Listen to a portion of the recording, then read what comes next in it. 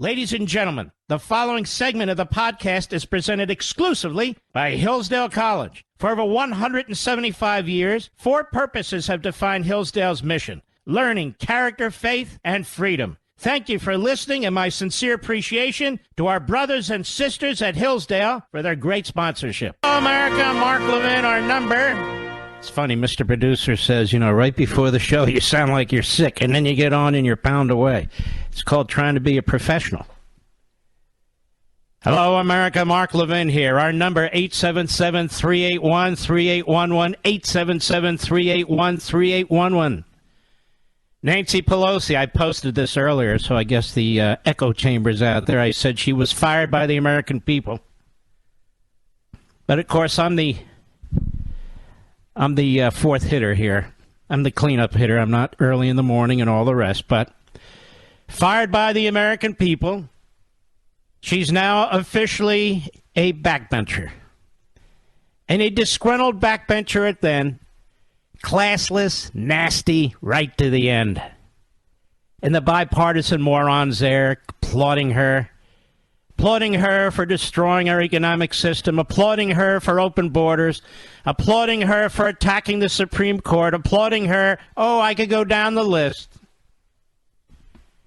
One of the great, iconic leaders of all time, Nancy Eva Pelosi, because she was a very contemptible, radical San Francisco leftist who imposed her will like a dictator in the House of Representatives. And that's what the media want. And that's what her supporters want. They talk about democracy. It's like the so-called People's Republic of China, the People's Republic of the Democrat Party, just for the people, don't you know? Well, the people kicked her ass out. So now she can sit in the back with all the other backbenchers.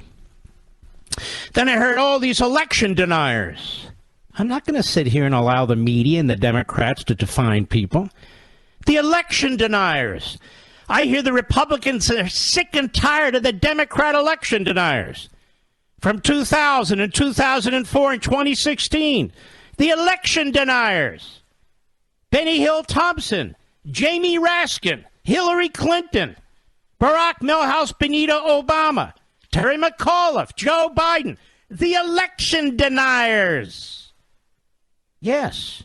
And now the Republican investigations. They haven't even opened a single investigation yet. But the idea that they've announced it is just too much. Are you kidding? We can't have investigations. This is why the Republicans didn't do so well. They're not focused on inflation and the border.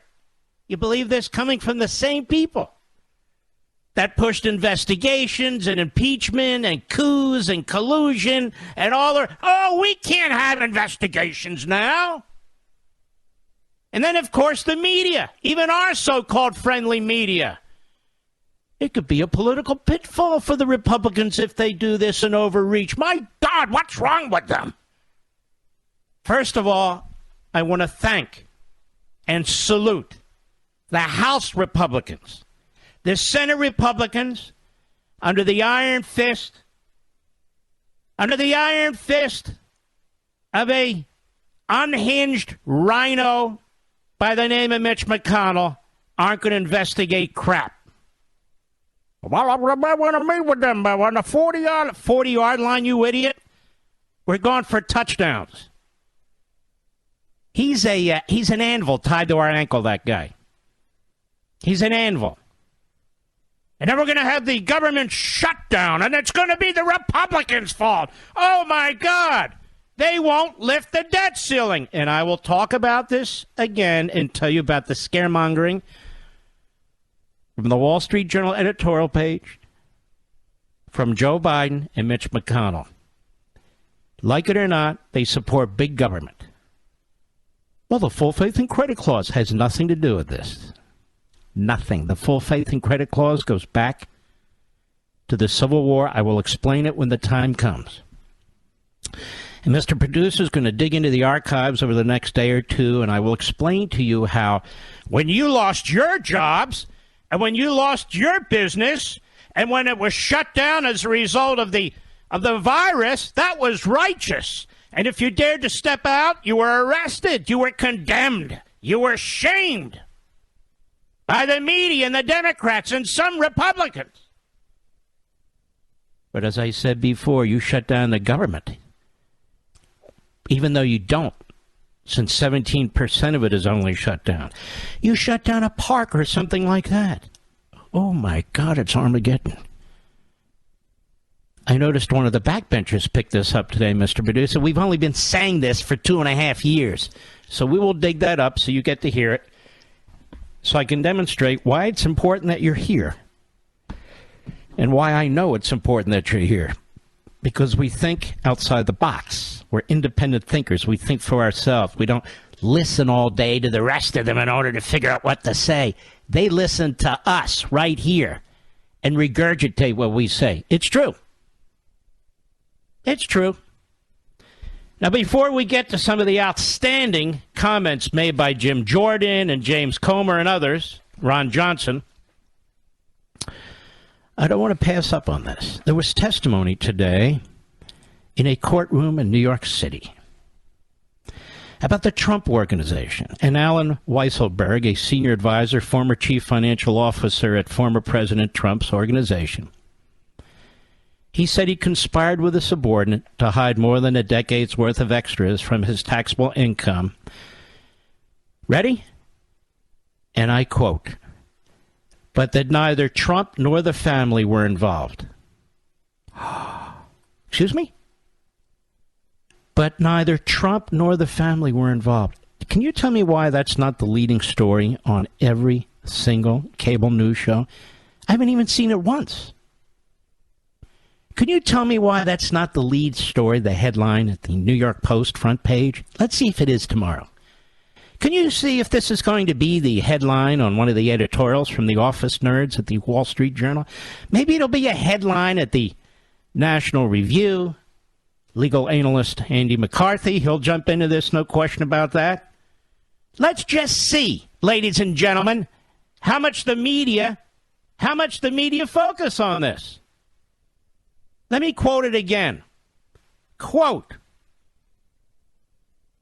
Alan Weisselberg, a senior advisor and former chief financial officer at the ex-president's Trump Organization, said he conspired with a subordinate to hide more than a decade's worth of extras from his taxable income, but that neither Trump nor the family were involved. Wow. Meanwhile, the Associated Press starts with this sentence. Donald Trump's longtime finance chief choked up on the witness stand Thursday, saying he betrayed the Trump family's trust by scheming to dodge taxes on $1.7 million in company benefits. But there it is, the first sentence, Donald Trump's longtime finance chief. Shouldn't the headline be Donald Trump's longtime finance chief completely exonerates him, Mr. Producer? Now, we have that. And you know what's funny? I do these things and people say, what are you, Trumper? I'm telling you what's going on. And then we have our friends at PJ Media, Kevin Downey Jr., shocking. And I have the article here. Washington Compost update about Mar-a-Lago raid doesn't fit the narrative. Okay, so now we have what's going on in New York City. This is why people are disgusted. They're disgusted with the Chris Christies and the Larry Hogans. They're disgusted with the Republican media. This guy's under attack. He's always under investigation. And for what? It's all crap. And so people get defensive. There's nothing funnier than watching leftists, punchinellos, beclown themselves over the latest "we've got Trump now" hijinks. Remember when the FBI raided Trump's home, supposedly looking for quote-unquote nuclear secrets a few months back? Remember they leaked it to the Washington Compost? Remember Maggot Haberman over there at the New York Slimes? Remember how you all got excited about it over there, too? Do you remember? And you were all over the Constipated News Network looking constipated, all very, very excited. Remember that, Maggot? Guess how that turned out? I'll let the Quislings at the Washington Post spell it out. Here's what they said today. Federal agents and prosecutors have come to believe former President Donald Trump's motive for allegedly taking and keeping classified documents was largely his ego and a desire to hold on to the materials as trophies or mementos, according to people familiar with the matter. In other words, Trump was keeping souvenirs as anyone else does. Funny how the Washington Post sat on that story until after the midterms, right? But wait, there's more. That review has not found any apparent business advantage to the types of classified information in Trump's possession, these people said. FBI interviews with witnesses so far, they said, also do not point to any nefarious effort by Trump to leverage, sell, or use the government's secrets. Instead, the former president seemed motivated by a more basic desire not to give up what he believed was his property, these people said. Now, will every single one of the people on TV saying otherwise be fired tonight? No. I think they'll be promoted. Washington Post also found no evidence Trump was looking to leverage, sell, or use government secrets. They threw the idea in near the very end that they still might come up with something juicy. Hey, look, we're never going to give up. The people familiar with the matter caution that the investigation is ongoing, that no final determinations have been made. It's possible additional information could emerge that change investigators' understanding of Trump's motivations. But they said the evidence collected over a period of months indicates the primary explanation for potential criminal conduct was Trump's ego or intransigence. Wow. So Trump kept a few tchotchkes from his 4 years serving as the greatest president in recent history, writes. The nerve of this.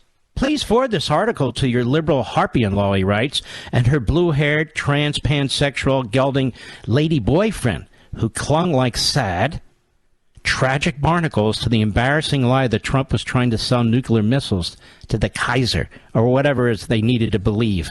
Exactly right. Why isn't that a headline everywhere?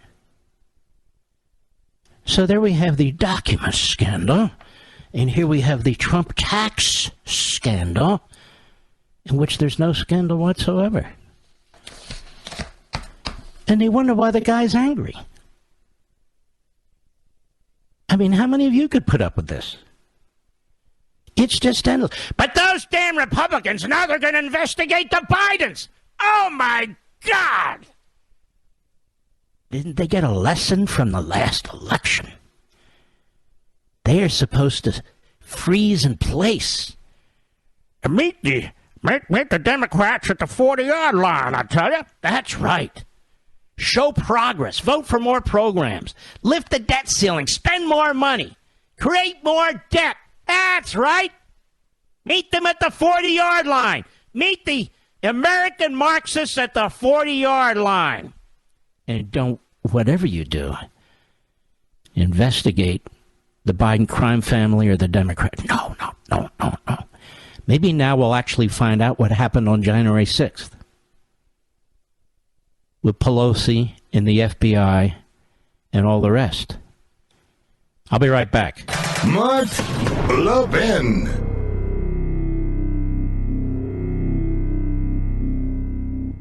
Folks, our great nation was founded on the principle of all men are created equal. But far too many of our nation's colleges and universities, including those in the so-called Ivy League, continue to insist on using race as a factor for admissions. And the Supreme Court is deciding a case on this subject right now. But there's a unique American college that doesn't discriminate based on race. It never has, and it never will. And it's my favorite college, Hillsdale College. Hillsdale was founded in 1844 to educate, quote, all persons, irrespective of nationality, color, or sex, unquote. It continues that policy today, admitting students on the strength of their character, ability, and intentions, not their heritage or background. My friend Larry Arnn, the president of Hillsdale College, recently published an article explaining Hillsdale's colorblind policies and its related refusal of government funding, even indirectly in the form of federal student aid. Read it for yourself at levinforhillsdale.com. And after you read it, you may even want to support Hillsdale with a year-end gift. So please go read Dr. Arnn's article today at levinforhillsdale.com. That's Levin for Hillsdale.com.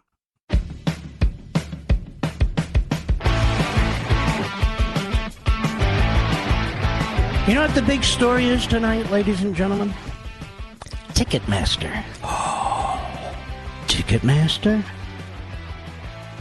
Ticketmaster. What did they do? Well, they couldn't keep up with the demand for tickets to a Swift concert. Say what? Oh, yeah. And we have Klobuchar and the other senators and congressmen, idiots and the rest. We need to break them up. Yeah, they are. This demonstrates capitalism doesn't work. We need to break up Ticketmaster. We need more government, more centralized, impervious imperial government. We gotta break them up. I'm sitting here thinking, baby formula shortages, tampon shortages, natural gas shortages, electricity shortages, diesel fuel shortages, all caused by the federal government. Nobody talks about breaking up the federal government. No, that's big oil, big baby formula, big tampon. Yeah, they're the ones standing in the way. Let's break up everything and burn it down and start over with AOC. And maybe we can bring in Nancy Pelosi for some advice on how to rebuild everything. You know,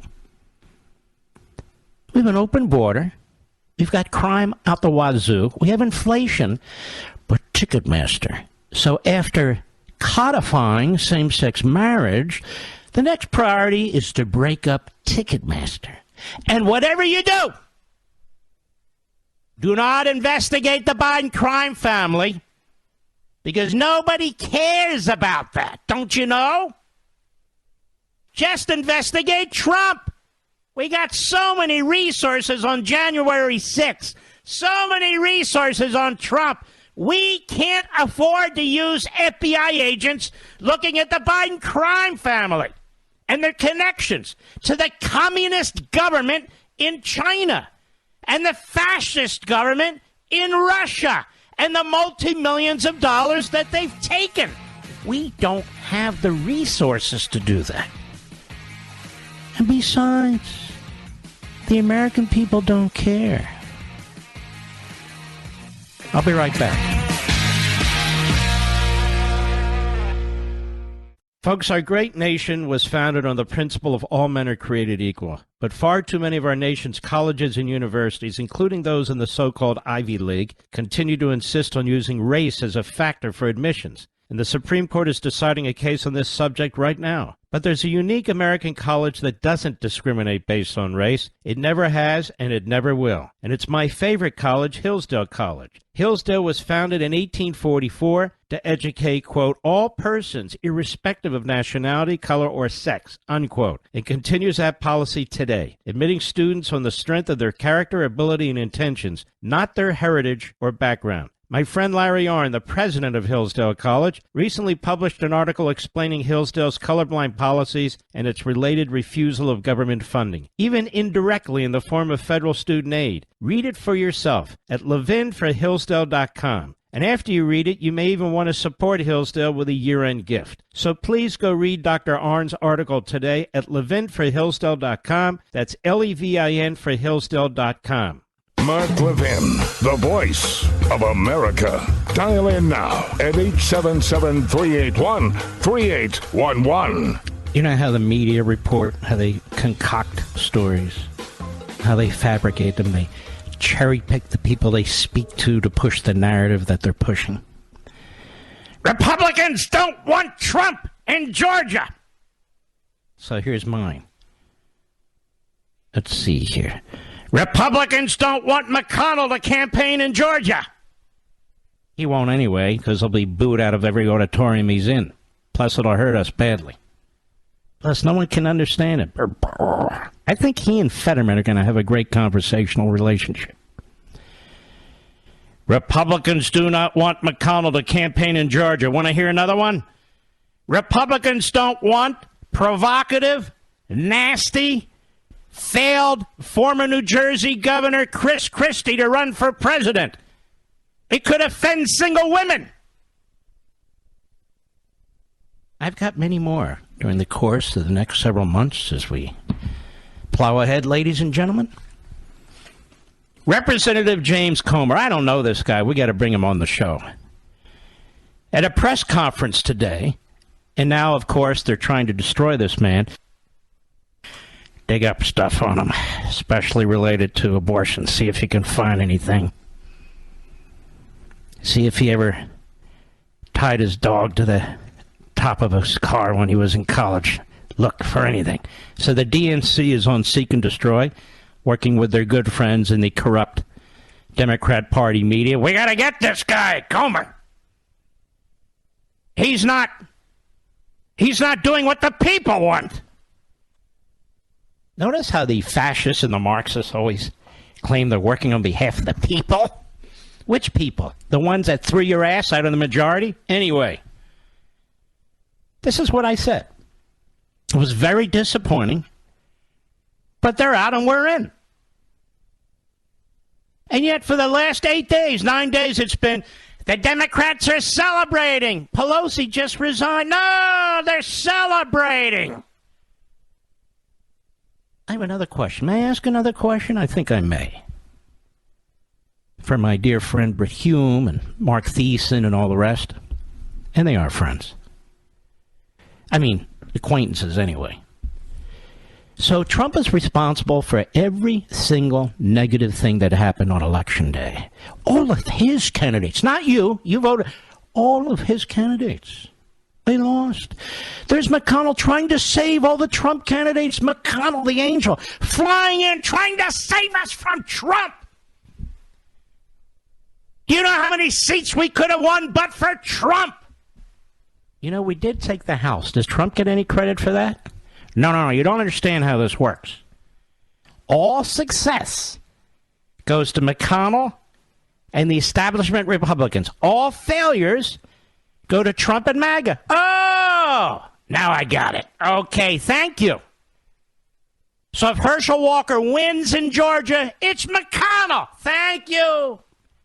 If he loses, it's Trump. Wins, McConnell.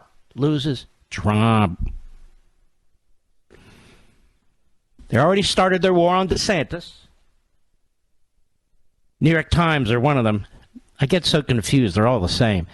Put out something the other day that DeSantis is Trump, but without a personality. I'm going, oh, now DeSantis, you see, is worse than Trump. Oh, worse than Hitler? How is that possible?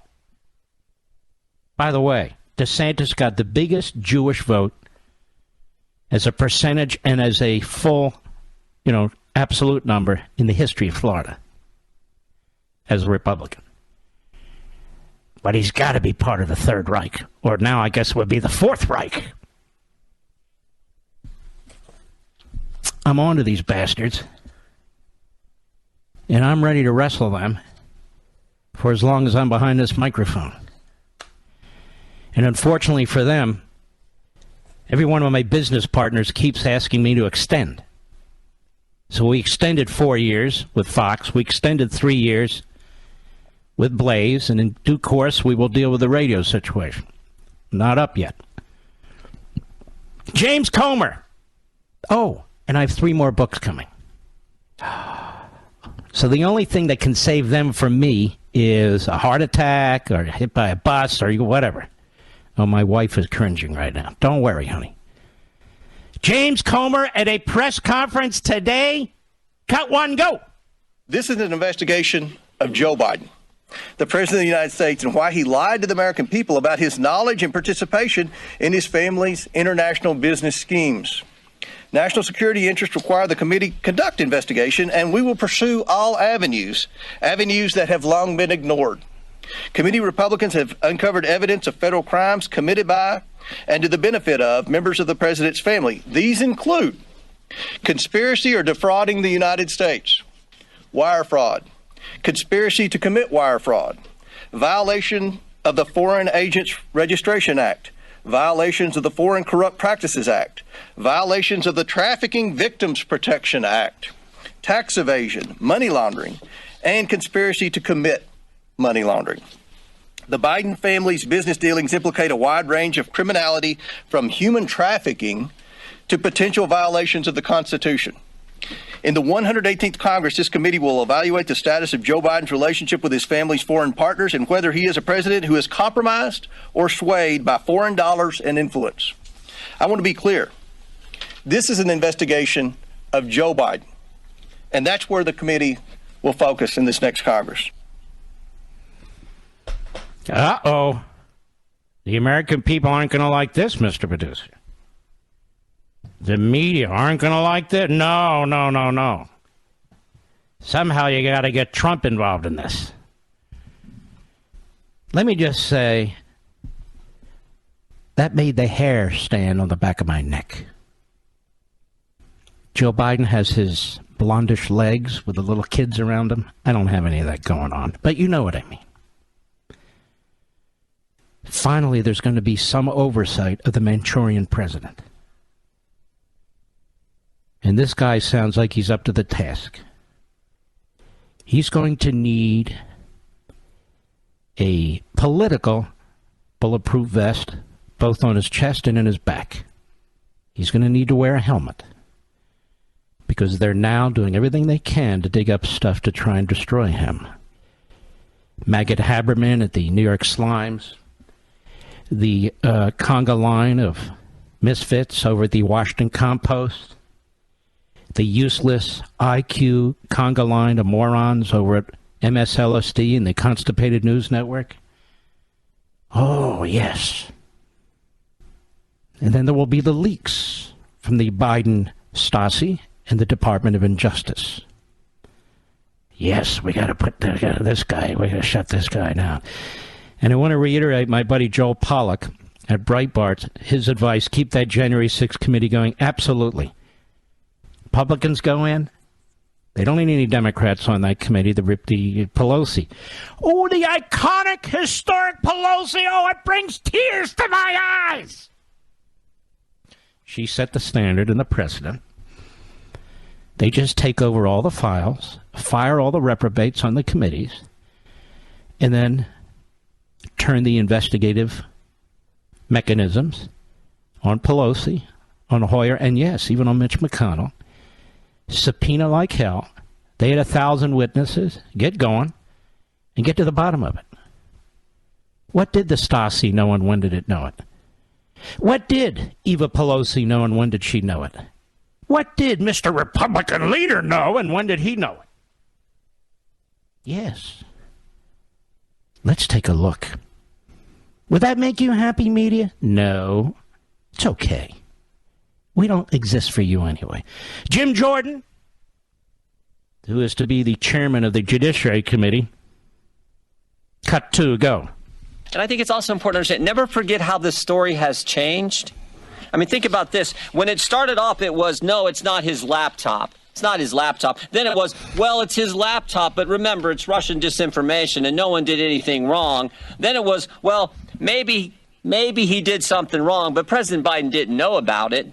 And now it's, well, maybe President Biden knew about it and was involved, but it didn't influence his decisions. In fact, yesterday, there was a story in Politico which said that. The story in Politico yesterday, investigating the investigators, dim strategists to launch counterpunch to House GOP. Story in Politico yesterday, here's what I said in there. Quote, no evidence has publicly emerged that Joe Biden's decisions were affected by his son's business dealings. Wow, we've went from it wasn't his laptop and it was Russian disinformation to, oh, whatever was in there didn't affect the president's business dealings, even though he was involved, even though the laptop was real, even though it wasn't disinformation. That's how far we've come.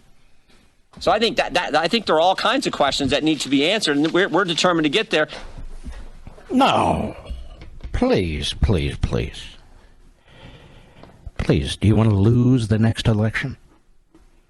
Please don't dig into the Biden crime family and all the corruption and the millions that they took.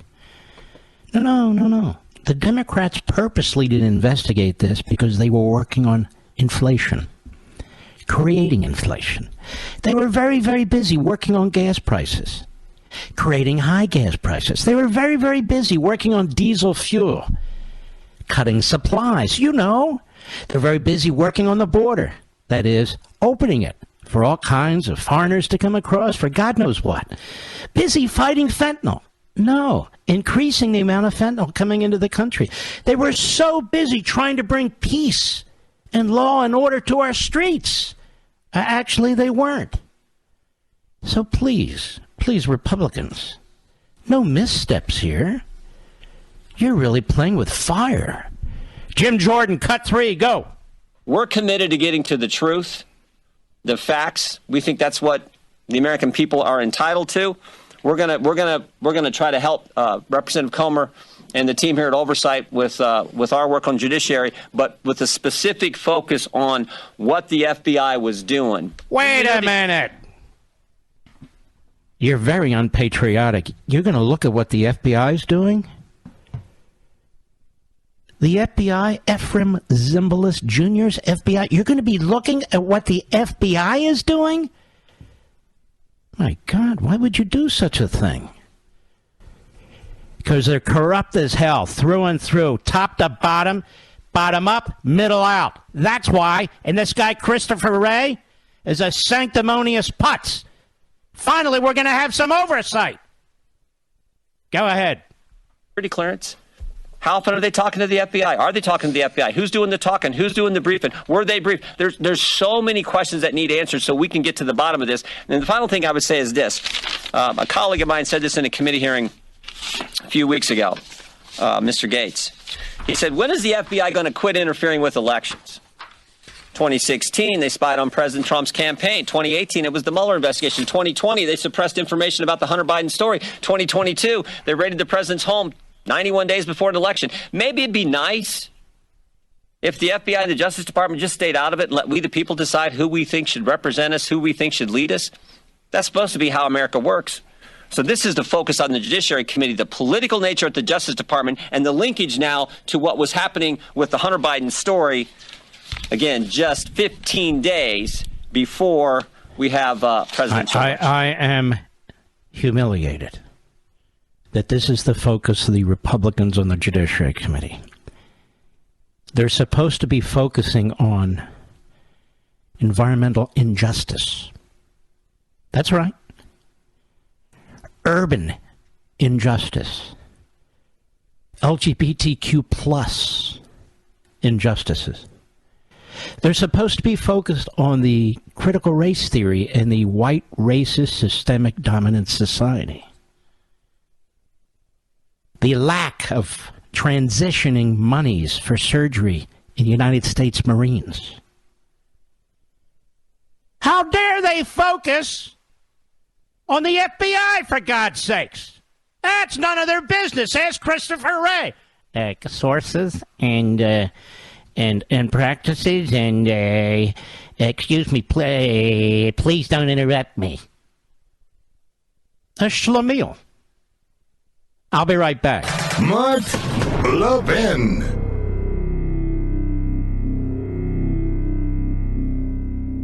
Folks, our great nation was founded on the principle of all men are created equal. But far too many of our nation's colleges and universities, including those in the so-called Ivy League, continue to insist on using race as a factor for admissions. And the Supreme Court is deciding a case on this subject right now. But there's a unique American college that doesn't discriminate based on race. It never has, and it never will. And it's my favorite college, Hillsdale College. Hillsdale was founded in 1844 to educate, quote, all persons, irrespective of nationality, color, or sex, unquote. It continues that policy today, admitting students on the strength of their character, ability, and intentions, not their heritage or background. My friend Larry Arnn, the president of Hillsdale College, recently published an article explaining Hillsdale's colorblind policies and its related refusal of government funding, even indirectly in the form of federal student aid. Read it for yourself at levinforhillsdale.com. And after you read it, you may even want to support Hillsdale with a year-end gift. So please go read Dr. Arnn's article today at levinforhillsdale.com. That's Levin for Hillsdale.com.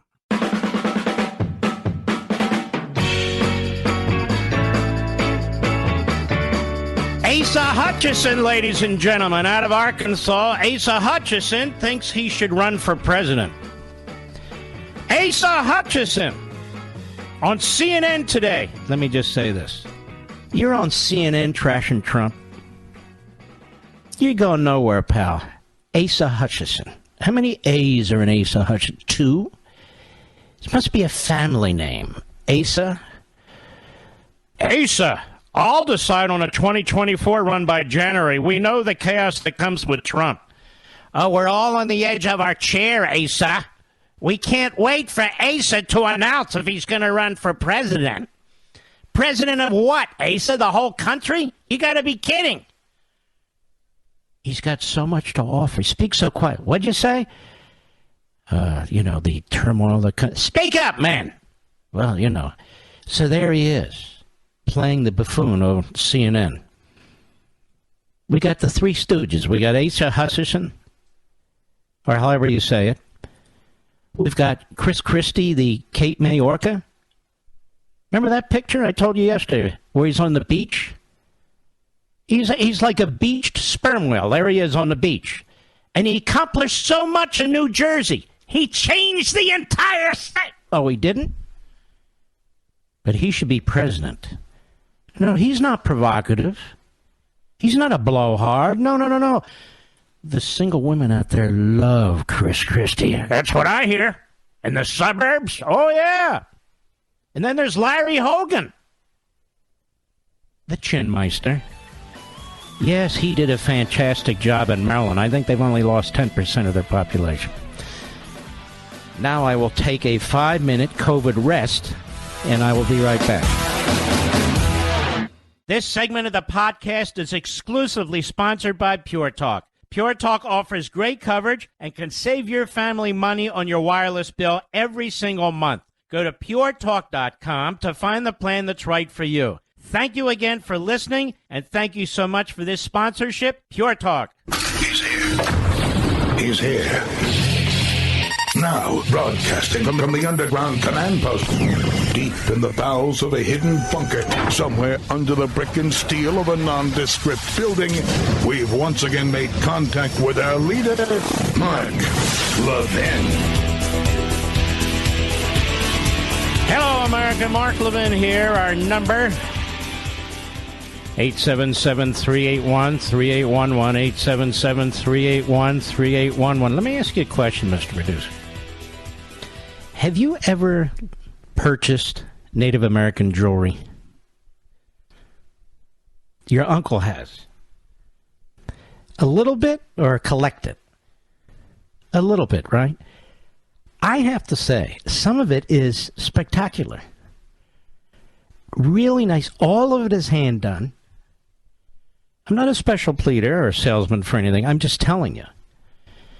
It's just beautiful.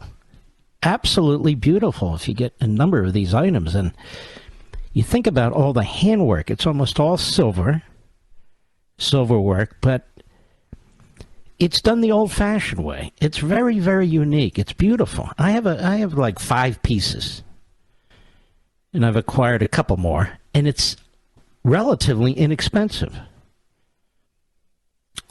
And I often wonder, because these reservations are so damn poor, unless, of course, they have casinos, but most of them don't. But you look at the Navajo, the Zuni, the Hopi, whatever. It's just beautiful, beautiful. I'm not saying I want all of it, or that all of it's the same. It's like anybody else or anything else. But when it's nice, I think. And you don't even have to wear it. Just look at it. I don't know, that stuff kind of brings me positivity. Positivity, Mr. Producer. All right. Our man, Ron Johnson. I love Ron Johnson. I wish we knew who the 10 senators were who voted against McConnell. But as I added up the numbers, some of our friends had to have voted for him. Some of our friends had to have voted for him. Like Rand Paul, I'm guessing. I'd love to know what Ted Budd did and some of the others. I don't know. Next time they're on the show, I suppose I'll ask them. But FBI Director Wray is in front of the Senate, and he is a useless witness. He plays rope-a-dope, and he's playing with fire. because he's running the American Stasi, which has been utterly and completely politicized. He gets briefings on this stuff every morning, early in the morning. I know. I used to work over at the Justice Department. He also sits in the big senior executive meetings with the Attorney General and his political hack staff. And it's just amazing how corrupt this has become. Senator Ron Johnson at a hearing today, was there Russian disinformation on my Hunter Biden report? Because remember, Ron Johnson really was leading the effort in that regard in the Senate. I think one of the reasons he dislikes McConnell gave him no support whatsoever. None. There's no official investigative activity in the Senate. Who's doing it? McConnell has no desire to do any of it. Let me just tell you something, Mitch. I'm going to be on your ass for the next 2 years, whether you like it or not. And same with the clowns you surround yourself with. That funeral procession you always walk up to the microphone with. The funeral procession, you know, all the guys in the dark suits and the stupid haircuts, as well as this clown, Stephen Law, and the rest of them. We're going to expose them to the American people. Here's Ron Johnson at a hearing today with Christopher Wray, the Stasi director. Cut 4, go. Have you read Senator Grassley's and my report on Hunter Biden's corruption issued in September of 2020 and November of 2020? Have you read those reports? I have had a chance to look at it. Do you see any sign of Russian disinformation in those reports? That would be a hard question for me to answer. No, it's very easy. Yeah. It's very easy. What I would say it's a very easy answer. There is no Russian disinformation. That report is completely clean of any interference of foreign influence, although we have been falsely accused, including by the chairman of this committee, of spreading Russian disinformation. But what does this idiot Ray mean? That would be a hard question for me to answer. He says he looked at the reports. He didn't read the reports. No. He would only read, a dossier handed to the FBI if he could get his hands on another one. This is outrageous. And that's not all today. We have Christopher Wray, excuse me, Mr. Producer, cut 25, go. Excuse me, cut 15, go. So we have been working hard on it, but we do need more resources in this space, and our fiscal 22 budget specifically asks for more resources to help address the domestic terrorism threat. Yes, the domestic terrorism threat. The open borders? Nah. We know terrorists have been caught, which means terrorists have gotten through. So what? We're a generous humanitarian country. Terrorists deserve Social Security. They deserve 3 square religiously appropriate meals a day. What's the problem? Domestic terrorism, like MAGA, like Republicans. They should get no more resources. They're blowing all their resources going after middle-aged men and women from January 6th. No, I'm not talking about violent people. You know exactly who I'm talking about. No more resources. And they're very, very busy with their SWAT teams. Ooh. We've got so many people left in the former administration that we have to swat away at. Knock on their doors. And then there's the pro-life community. Oh, my God. On top of that, you have no idea how our agents are overworked. We've got MAGA, we've got pro-life, we've got January 6th, we don't have time for the border. We don't have time for the communist Chinese and the fascistic Russians and the Islamo-Nazi Iranians. We don't have time for those governments. We're very, very busy. As you know, the greatest threat our country faces is MAGA, the pro-life community. And I might add one more. All those taxpayers out there that we're going to have to hunt down with our friends at the IRS. We've got so many people to track in this country, so much monitoring going on. We have to go through it all. We're all over the social media. Do you know how many agents that takes? We need more resources. Plus, it takes scores of agents to violate FISA. It takes scores of agents to violate the Fourth Amendment. It takes really quality agents to write up warrants to get around the Constitution. You have no idea how much work's involved in this. I'm telling you. None. We got to get Trump. That Mar-a-Lago, that's a big property. I mean, we had to send 60 people down there, for crying out loud. 60 people. Imagine the cost. Because he's such a threat, we got to get the documents. Got to get the documents. He's got the nuclear codes. He might sell them. We got to get the documents. They should slash the FBI's budget. Slash it. Slash their overhead. And dig deep into that agency now. They should slash the Department of Justice's budget. Slash it. Until they give up going after and harassing parents at school board meetings. They now have the power of the purse. I don't care what the Wall Street Journal editorial page is going to be saying about, ooh, lift the debt ceiling, lift it, lift it, lift it. Oh, these Republicans, they're not prepared to act responsibly. Christopher Wray cut, 16, go. Is Facebook or any other social media company supplying private messages or data on American users that is not compelled by the government or the FBI? Not compelled. In other words, not in response to legal process. No warrant, no subpoena. They're just supplying you information on their users. I don't believe so, but I can't sit here and be sure of that as I sit here.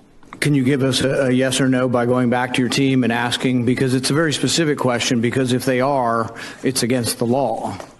The law, the Stored Communications Act, the Electronic Communications Privacy Act of 1986 prohibits providers from sharing electronic communications with any person or entity unless it's compelled. This was done to protect the privacy of people so we could feel like we can send an email or direct message to people without having that information given over.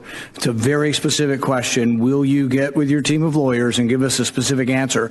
Because this is the law. If you're doing it, then we need to go to court to prevent you from receiving this information. Well, I can tell you that I'm quite confident we're following the law, but what I will Hey, look, I can tell you, I don't know what the hell's going on, but I'm very confident we're following the law. Excuse me? Yes, we always follow the law here over the Stasi and the Department of Injustice. We are the law. Don't you understand? So I don't have the foggiest idea what's going on, but I can tell you unequivocally, without question, indubitably, we are following the law. But don't ask me what the hell's going on here. Go ahead. Sir, that's not the end. But I will also follow up with you to make sure that we get you more information, more detailed information. Well, that's so kind of you. Let's continue. Cut 17, go. Is the FBI obtaining anonymous social media data and then using technical methods to pierce the anonymous nature of the data? He's talking there about that Pegasus software. Go ahead. Social media data? So you purchase data. People purchase data all the time, and we sort of tolerate it for advertising and things because it's anonymous data. Are you purchasing what is said to be anonymous data through the marketplace and then piercing the anonymous nature to attach individual names to that data? Right. But when you asked about anonymous data, I was thinking more in terms of... No, I'm talking about data that is out there. And are you purchasing data and then piercing the anonymous nature of that data? So the manner in which we use, we usually use the term commercial data, is probably longer than I could explain here. But again, let me have a. So you aren't prepared. You will not answer the question of whether or not you're attaching names to anonymous data. I think it's a more complicated answer than I can give here. So far we're 0 for 2 with getting you to answer this, but you're pledging you will actually answer the question, because you have to realize the frustration. We'll write you a letter and your team of lawyers will write back 15-page letter that says nothing, and you won't answer the question. These are very specific. This is whether you're obeying the law, whether we can have confidence. I want to have confidence in the FBI. We are obeying the law. Well, you're saying Listen, that. I don't know what the hell's going on. Again, let me say this the second time. Let me emphasize that I'm here to tell you I don't know what the hell's going on, but we do comply with the law. I can swear to you. We always comply with the law. We are the Federal Bureau of Investigation. This is a sickening comedy. And I want to salute Rand Paul for really digging in here. He's asking basic questions about civil liberties. The FBI should be able to say, no, we do not purchase data on individual citizens and then go behind the data with our special software and get more information. And I want one of these senators at some point to help me find out how this January 6th committee got 13 of my emails. Lizzie, can you help me? Because I'm not going to sit quietly on this. There's nothing wrong with the emails. That's not my point. Somebody went into my emails and took 16 of them without my permission and then leaked that information.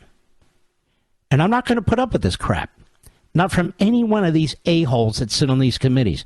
Not any damn one of them. Meanwhile, they get these awards. Oh, they're saving democracy. Oh, let's give this one the John Kennedy Award for, hey, Lizzie, she's out there. Oh, she's great. She's defending the Constitution and the Republic. Oh, yes, she is. Like hell she is. She's a fraud and a phony and a reprobate. Go ahead. The answer. I said so you have to say yes. That's not what I said. No, you aren't telling me the answer. And the answer is, are you collecting data not compelled by a warrant? That would not be in compliance with the law, but you won't answer that you're not collecting that data. I said two things. One, we're following the law. And second, that we would have somebody follow up with you with more detailed, specific. So those are two specific questions. Are you getting data from them that's not compelled? And then are you piercing the anonymous nature of that technically? Very complicated questions there, Senator Paul. Very, very confounding. Are you breaking the law? Of course not. Well, are you piercing these pieces of public data to get information? I don't know. I'll have to get with my team. And yesterday it was, did you have any informants in the Capitol? But I can't answer that question. It's very simple. Did you have any informants at the Capitol? Did you have any informants dressed as Trump supporters? I can't answer that question. Well, it's been 2 years. You can't answer? No, I can't. We have our techniques. What techniques? I think we have a massive civil liberties problem on our hands, ladies and gentlemen. Massive. I'll be right back. Mark Levin.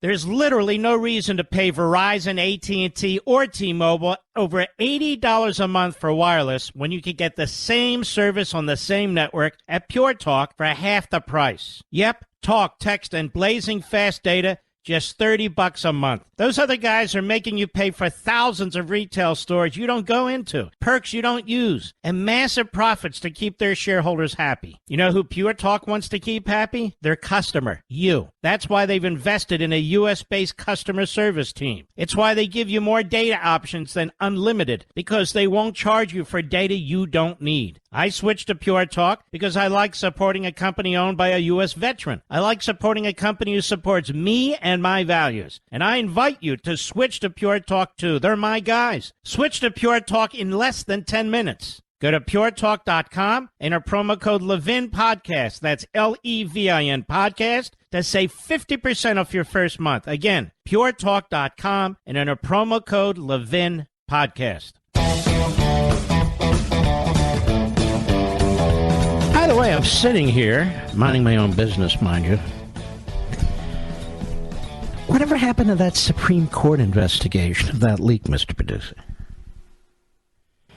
Isn't that amazing?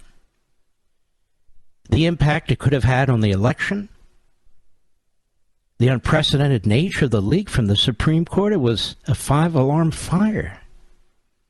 It's not that hard to find out who leaked that information. Only so many people knew what was in the draft. There's only so many cell phones and other forms of information. Any halfway competent goober could have figured out what was taking place there. So I have to conclude that the Chief Justice of the United States Supreme Court knows who the leaker is. I have to conclude that he knows, but that he's keeping a lid on it. Now, why would the Chief Justice of the United States Supreme Court, that's his title in the Constitution, why would he be keeping a lid on it? Because he's afraid that this will create more controversy for the Supreme Court, that the leaker will become a martyr, that he or she will be on all kinds of TV shows. Or more, maybe it was a justice, and that would do further damage to the traditions of the U.S. Supreme Court. I'm not a conspiracy theorist. This is basic stuff. Of course the Supreme Court knows by now who leaked the Dobbs draft. The question is the cover-up by the Chief Justice of the United States Supreme Court. I'll be right back. There's literally no reason to pay Verizon, AT&T, or T-Mobile over $80 a month for wireless when you could get the same service on the same network at Pure Talk for half the price. Yep, talk, text, and blazing fast data, just $30 a month. Those other guys are making you pay for thousands of retail stores you don't go into, perks you don't use, and massive profits to keep their shareholders happy. You know who Pure Talk wants to keep happy? Their customer, you. That's why they've invested in a U.S.-based customer service team. It's why they give you more data options than unlimited, because they won't charge you for data you don't need. I switched to Pure Talk because I like supporting a company owned by a U.S. veteran. I like supporting a company who supports me and my values. And I invite you to switch to Pure Talk too. They're my guys. Switch to Pure Talk in less than 10 minutes. Go to puretalk.com, enter promo code Levin Podcast. That's Levin Podcast to save 50% off your first month. Again, puretalk.com and enter promo code Levin Podcast. This is the Ministry of Truth, the Mark Levin Show. Call in now, 877-381-3811. Keep something in mind, Mr. and Mrs. America. The Democrat Party, corrupt, radical, left-wing ideological media don't want Ron DeSantis to be the Republican nominee either. That's why they're trying to play Trump against DeSantis. Trump bit the hook once. Hopefully he's learned from that. DeSantis has not. But that's what they're going to do. And they're not only going to keep doing that, they're going to bring on nothing burgers like Asa Hutchinson, blowhards like Chris Christie, irrelevancies like Larry Hogan, and others. So you had Republicans attacking, DeSantis and Trump. Or attacking others. Maybe they're attacking Cruz or Pompeo. You get my point. That's what they're going to do. The media are not interested in a real fight. They're not interested in a real challenge, a real campaign, It's not what they're interested in. That's why everybody who comes up to them, they say, do you like DeSantis or Trump? Yeah, we want to fight, man. We want those two to blow each other out. The other thing they know is in the case of Jeb Bush, who was leading the pack, turns out he fell to the back of the pack. So who are the two most popular right now? DeSantis and Trump. They're going to do everything they can, the Democrat Party media, to trip them up, to smear them, because they do not want them to succeed. Even some of our friendly people in the media, this is what they're doing. They're trying to pick the candidate. They're trying to pick the candidate a long time before any primary. That's what they're doing. And notice, too, the response to the two speeches. Nancy Pelosi. Where's this guy here? This guy, Matthew Dowd. Matthew Dowd would be basically a homeless guy in L.A. if it wasn't for his work at MSLSD, because he's an idiot. He's a moron. I don't have the cut in front of me, Mr. Producer. You do. Let's listen to what he had to say about Nancy Eva Pelosi. Go. Talk to us about the legacy Nancy Pelosi leaves behind and the shoes, frankly, that need to be filled. See that question? That's the media. Tell us how anybody can replace this godlike figure, Nancy Pelosi, Matthew. Is it even possible? It's the shoes, the high heels they have to fill. Those tight red dresses they have to fill. The plastic surgery they have to go through. How is anybody going to stand in her stockings? This iconic, historic, heroic figure. I throw you the question, Matthew. Go ahead. The heels that probably are going to be very difficult to fill. I mean, I agree with the president. She's the most consequential, effective speaker in my lifetime. She should be on it. She's the most consequential, effective speaker in my life. Not Newt Gingrich, who truly was. No, Nancy. And she did such a fine stand-up job, such a class act. Ripping up a speech at the State of the Union in advance was all prepared for her to rip up. Oh, yes. 2 unbelievably poisonous, cancerous impeachments that violated every tradition of our history. Oh, no, you don't understand. Yes. It's true. The January 6th committee that violated every rule of the committees of committees. And, of course, her superlative foul mouth. She's iconic. She's historic. We've never seen anything like this before. Just like Ruth Bader Ginsburg. She's like a Ruth Bader Ginsburg, another godlike figure. These fantastic women. And notice they're all women now. Women? I'm so confused. Women? We have a woman on the Supreme Court. Justice Jackson. Who wouldn't even define a woman? She needed a biologist. A biologist? To look at somebody's you-know-what? You need a biologist, Mr. Producer? Wow.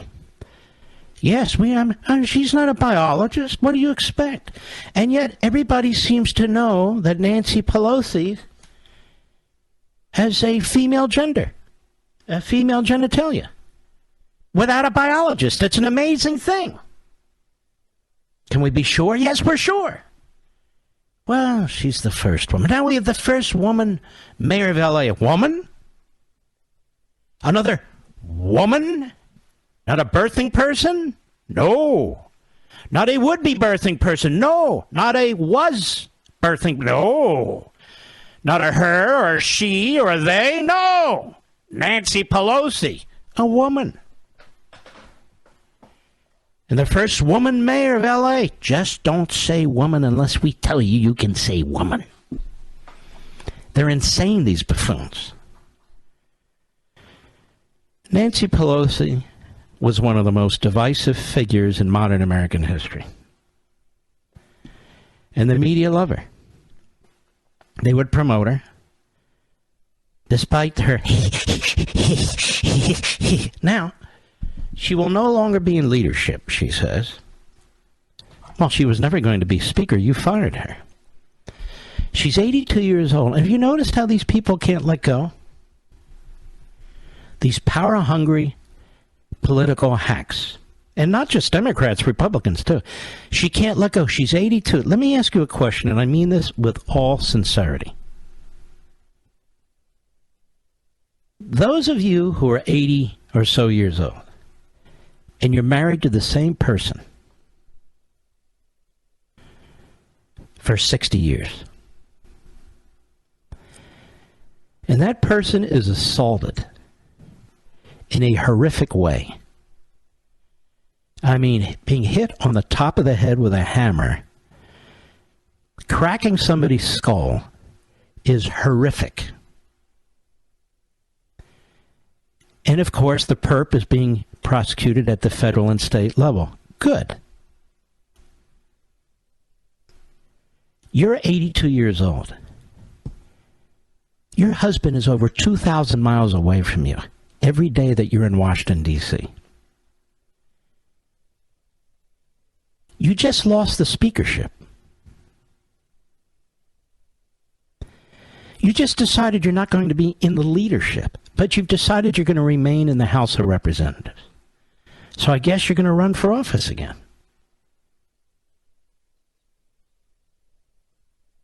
Don't you begin to question somebody's priorities?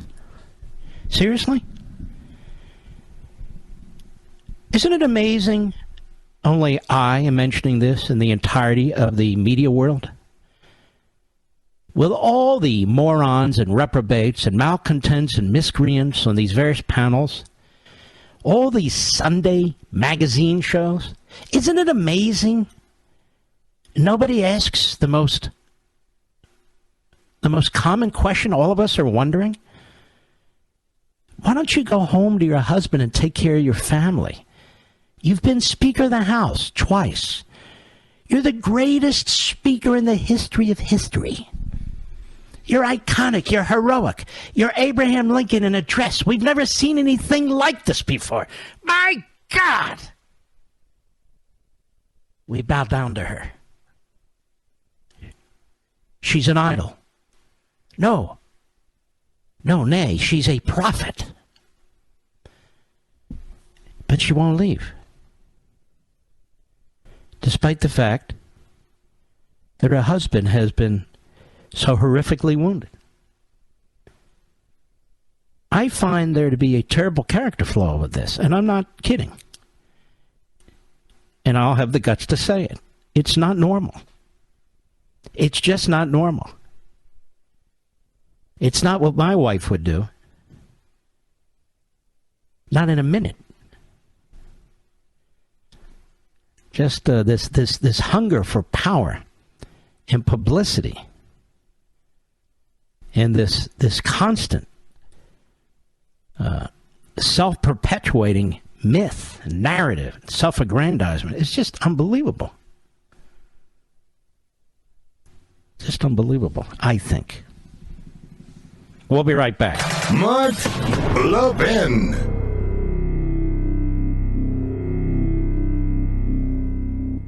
There's literally no reason to pay Verizon, AT&T, or T-Mobile over $80 a month for wireless when you can get the same service on the same network at Pure Talk for half the price. Yep, talk, text, and blazing fast data, just $30 a month. Those other guys are making you pay for thousands of retail stores you don't go into, perks you don't use, and massive profits to keep their shareholders happy. You know who Pure Talk wants to keep happy? Their customer, you. That's why they've invested in a U.S.-based customer service team. It's why they give you more data options than unlimited, because they won't charge you for data you don't need. I switched to Pure Talk because I like supporting a company owned by a U.S. veteran. I like supporting a company who supports me and my values. And I invite you to switch to Pure Talk too. They're my guys. Switch to Pure Talk in less than 10 minutes. Go to puretalk.com and enter promo code Levin Podcast. That's Levin Podcast to save 50% off your first month. Again, puretalk.com and enter promo code Levin Podcast. I don't want to imply anything inappropriate, but I think Jamie Raskin is obsessed with Donald Trump, Mr. Producer. I really do. I think he is perversely obsessed with Donald Trump.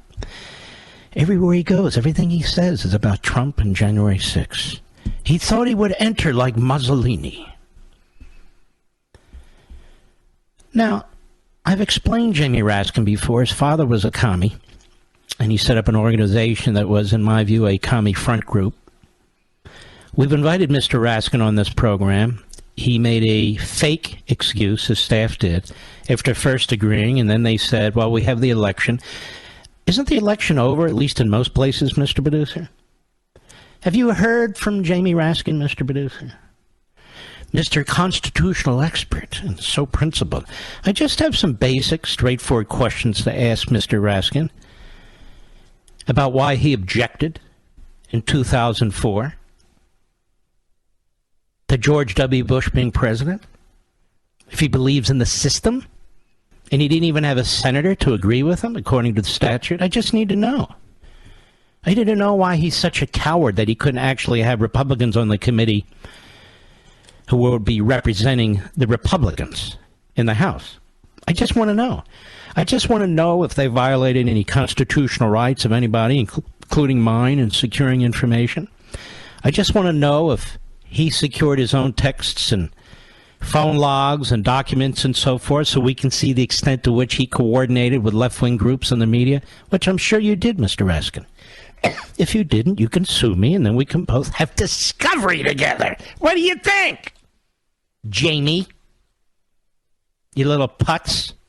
I'm on to you. And Sister Sludge over there, Dizzy Lizzie. I'm on to her, too. And Headcase Kingsinger. You see him the other day? Laughed so hard that it was coming out of his nose. What are they going to do now? What are they going to do? Liz has nothing to do, so maybe she'll run for president. Kingsinger, I don't even think the worst of the worst media outlets would hire him. He's so weird. But you never know. You never know. When you're at your Thanksgiving dinner next week, assuming you can afford it, assuming you'll be there, the average price of that dinner will have increased 25% year over year. So there was a 25% inflation rate on Thanksgiving. And if you're sitting there with a family member who obviously doesn't have a particularly high IQ and is a Democrat, and is telling you how wonderful they are and how you lost this election, even though Nancy Pelosi has been fired and is now sitting at the back of the House of Representatives near the ladies' room. Yes. You tell them, see that turkey you're stuffing in your face? And all the sides, yes. You've increased the price of this food. You and your stupid party. You're not for the people. You're not for the people in the least. Now, I, for one, will not sit down at Thanksgiving with people like that, family, friend, or otherwise. It's true. I won't. Why? Because I'm thankful. I'm thankful for this country. I'm blessed. You are blessed by God and by men and women who are prepared to stand up and fight for this country, whether it is overseas, whether it's on our border, whether it's on our streets. And the reprobate across the table stuffing their face with sweet potatoes, with whatever. I'm not in the mood to sit with them. Oh, Mark, you're so horrible. I don't care. I'm not in the mood to sit with them. I'm just not. Now, I'm advised that we're going to have 31 people at Thanksgiving, family and close friends.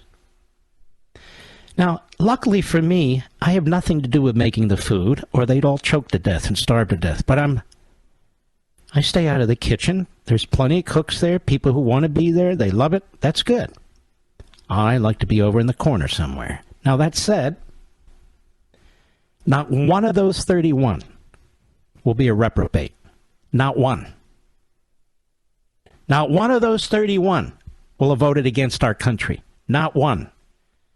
Not one of those 31 will have supported politicians and hacks who drove up the cost of the turkey. Not one. Now that's Thanksgiving.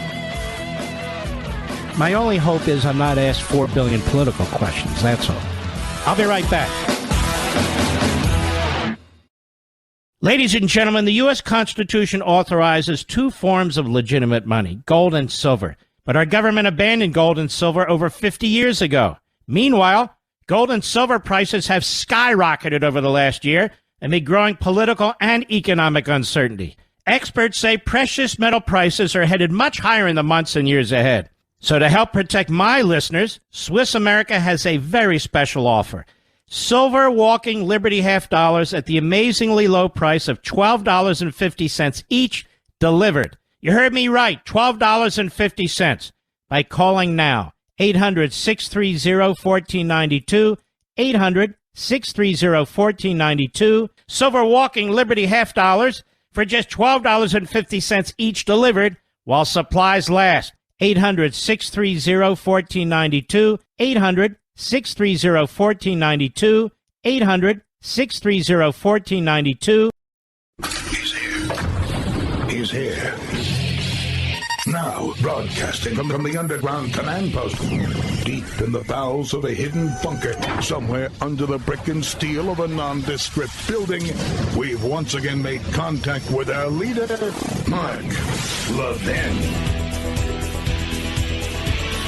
By the way, I very much worry about this guy's biceps.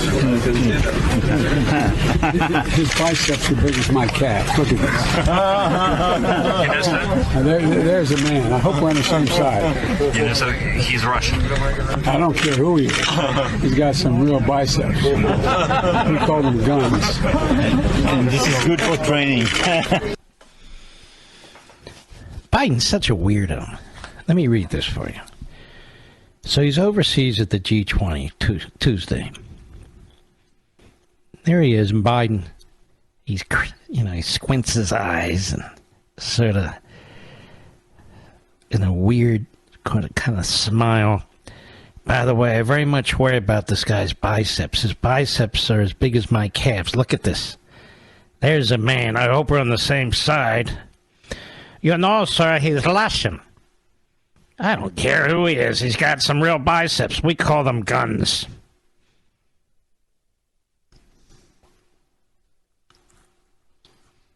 I want to thank you, Democrats, for contributing so much to the future of America and our children. With nuclear weapons all over the place, and we have this head case as our president. You've done a fantastic job. You really have, you Democrats. And you sent another head case, this guy Fetterman. And then there's a third head case. You got Dianne Frankenfeinstein. She's there. The reason she can't serve as president pro tem of the Senate, ladies and gentlemen, because she's the one in line to do it, is because she's not all there. So the Democrats now have 2 votes from 2 senators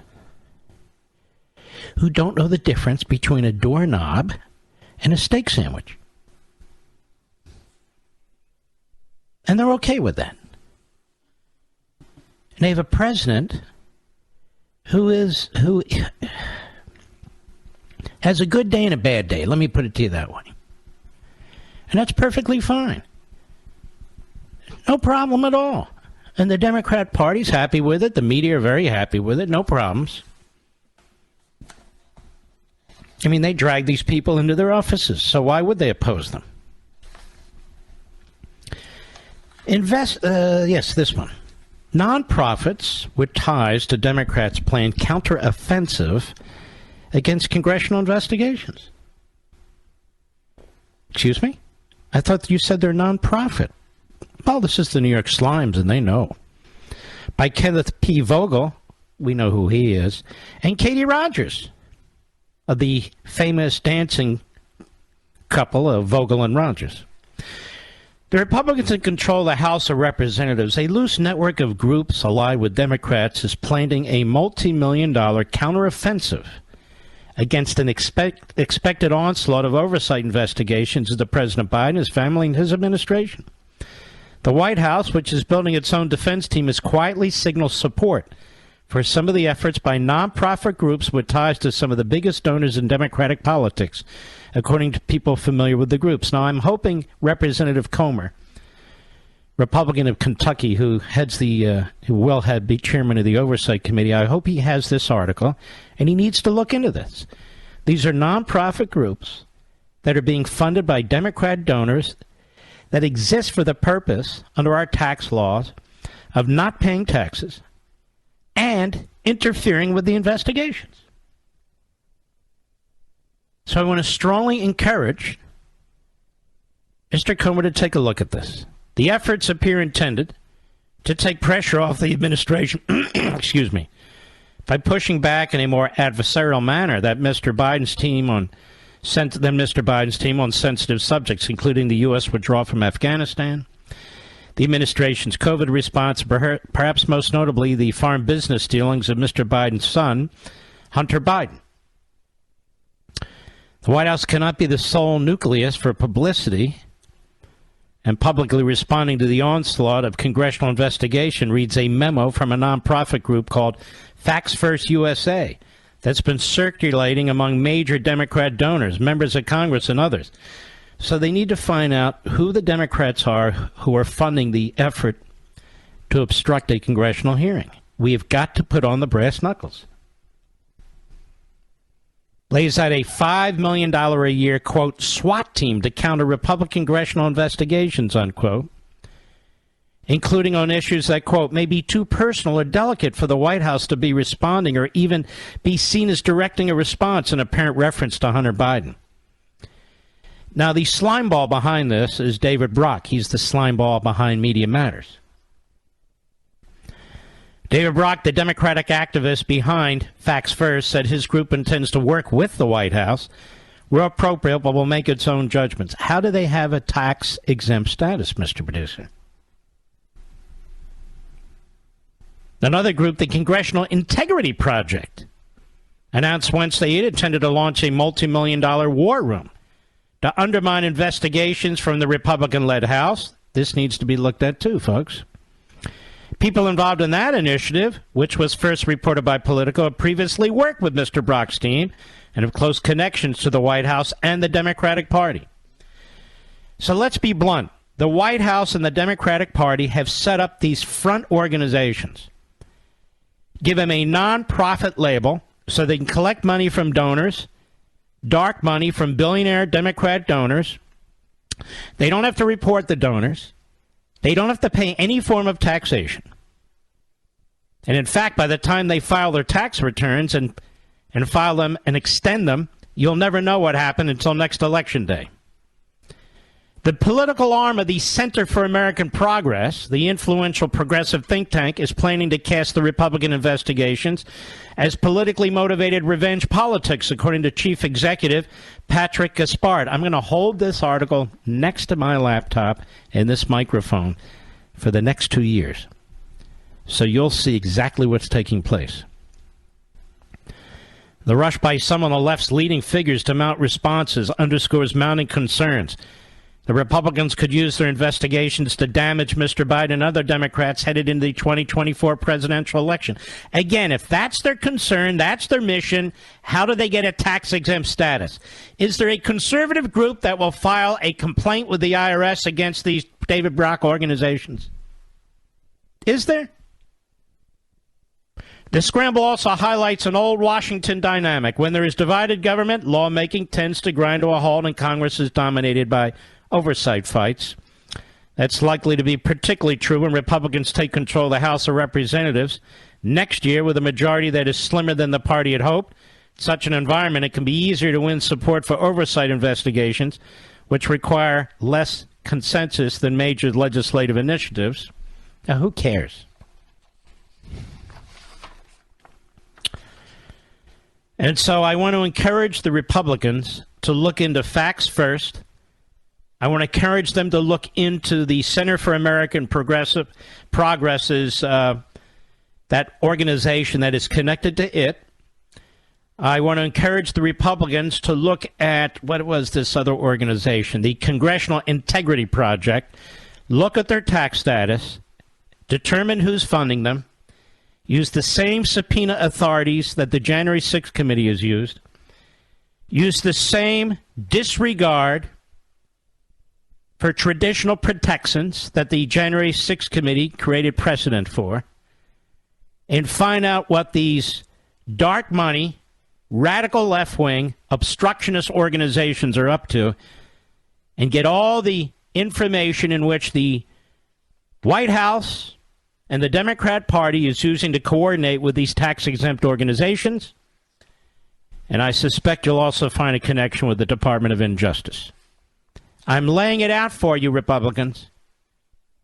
The battles could be turbocharged by new outside groups like Facts First, which is funded by dark money from donors whose identities can be kept secret.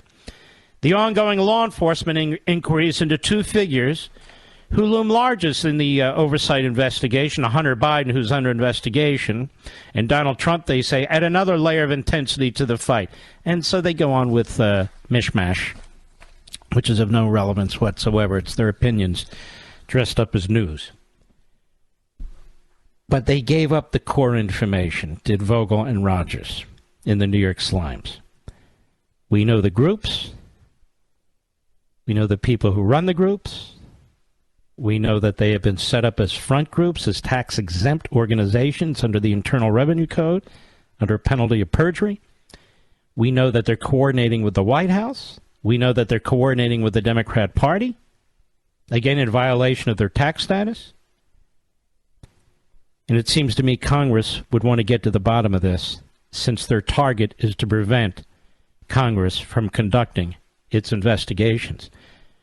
I wonder what Dizzy Lizzie Cheney thinks about that. I wonder what Adam Unhinged Headcase Kingsinger thinks about that. I wonder. I'll be right back. Mark Levin.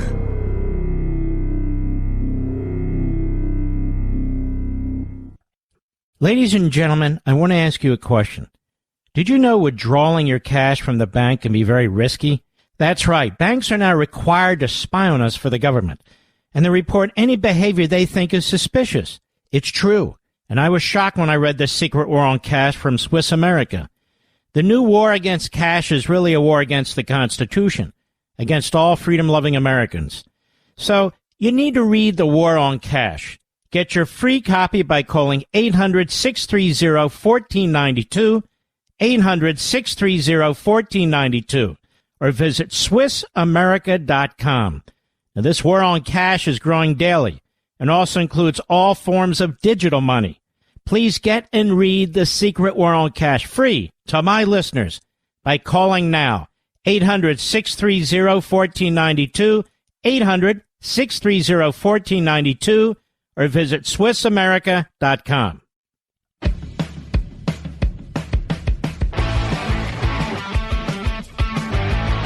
The Republicans are going to have to fight fire with fire. They're not going to get any help from the Senate. It's going to have to be the House that has a razor-thin majority. I want to read you something that just came out, Associated Press, Tallahassee, Florida. There's a couple of things worth noting here. A federal judge in Florida on Thursday blocked a law pushed by Governor Ron DeSantis that restricts certain race-based conversations and analysis in colleges. In other words, critical race theory. DeSantis said, you're not teaching racism in our schools, not with our money, not with our employees. Not happening. Tallahassee U.S. District Judge Mark Walker issued a temporary injunction against the so-called Stop Woke Act in a ruling that called the legislation positively dystopian. The law prohibits teaching or business practices that contend members of one ethnic group are inherently racist and should feel guilt for past actions committed by others. Now, understand he's saying you shouldn't teach it. That doesn't mean you don't have the freedom of speech if you're a student or a teacher. You're not to teach it. In other words, you're not to indoctrinate the kids. And this judge found it, quote, positively dystopian. It also bars the notion that a person's status as privileged or oppressed is necessarily determined by their race or gender, or that discrimination is acceptable to achieve diversity. Again, it's aimed at critical race theory. Our professors are critical to a healthy democracy, and the state of Florida decision to choose which viewpoints are worthy of illumination and which must remain in the shadows has implications for us all, Walker wrote. If our priests of democracy are not allowed to shed light on challenging ideas, then democracy will die in darkness. How many times do I have to hear that stupid line from some leftist? So Walker knows full well that this isn't teaching, this is indoctrination. Walker knows full well that we conservatives who believe in real teaching and academic freedom don't have a chance in any of these institutions. So I went through this piece. What do they do when there's a judge who rules in a way that upholds the Constitution and deters Biden. Oh, that's a Trump-appointed judge. Oh, that's a Bush-appointed judge.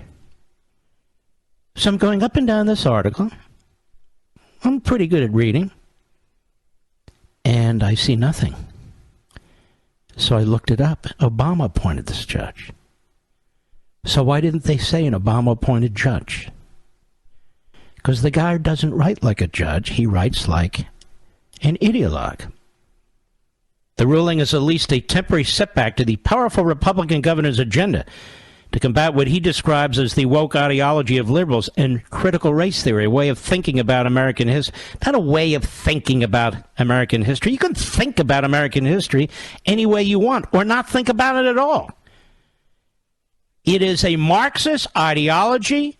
The governor said, not in our public schools, not on our dime. We're not going to do that. You can teach different points of view from different perspectives, but you're not going to indoctrinate our kids about Marxism. And by the way, you're not going to indoctrinate our kids about sexuality either. And this judge says, oh, this is dystopian. Democracy dies in darkness. Now, the irony is, this judge wasn't elected. You've got the most popular governor in the history of Florida. He was elected, you schmuck. In his lengthy ruling, Walker quoted from George Orwell's dystopian novel 1984, writing, "It was a bright, cold day in April." This is because the judge doesn't have enough intelligence to write for himself. And so what does he do? He picks a novel, 1984. And yet it's 1984 that we should be quoting. Judge Walker in August issued a similar ruling on the law that blocked it from taking effect in businesses. The law is also subject to another legal challenge from a group of K through 12 teachers and a student. In other words, the public sector NEA union thugs. Critical race theory was developed. You know all about it. I wrote an entire book on this subject and well beyond. Why don't you quote my book, Judgy? Why don't you quote my book, smarty pants? Why don't you educate yourself, Judge, rather than pushing your ideology? Nobody's free speech is impacted. Nothing's impacted. Except when you're taking a penny from the government, you don't push an ideology that hates the country and that undermines its strength. And for a judge to step in and prevent a governor and a legislature from doing that is repulsive to me.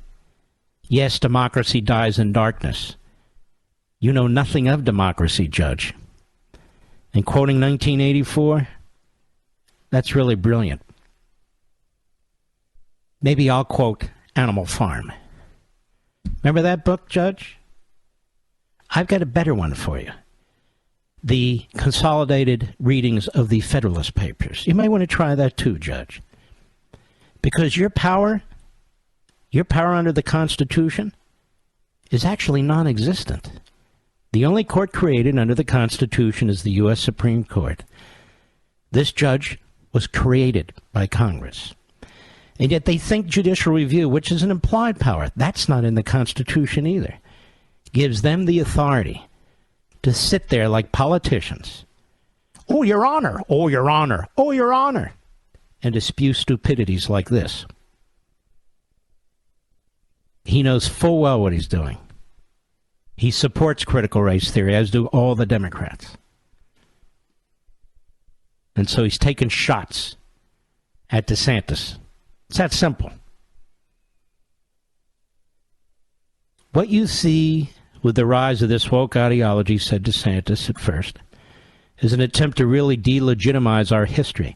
And so what this judge is saying, it is not a legitimate act by a governor elected, by a legislature elected, to defend our history.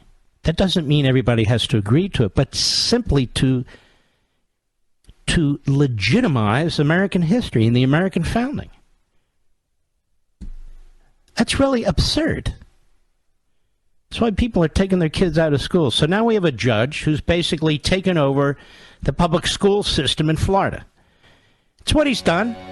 An Obama judge has taken over the public school system in Florida and said, you shall indoctrinate children about Marxist ideology.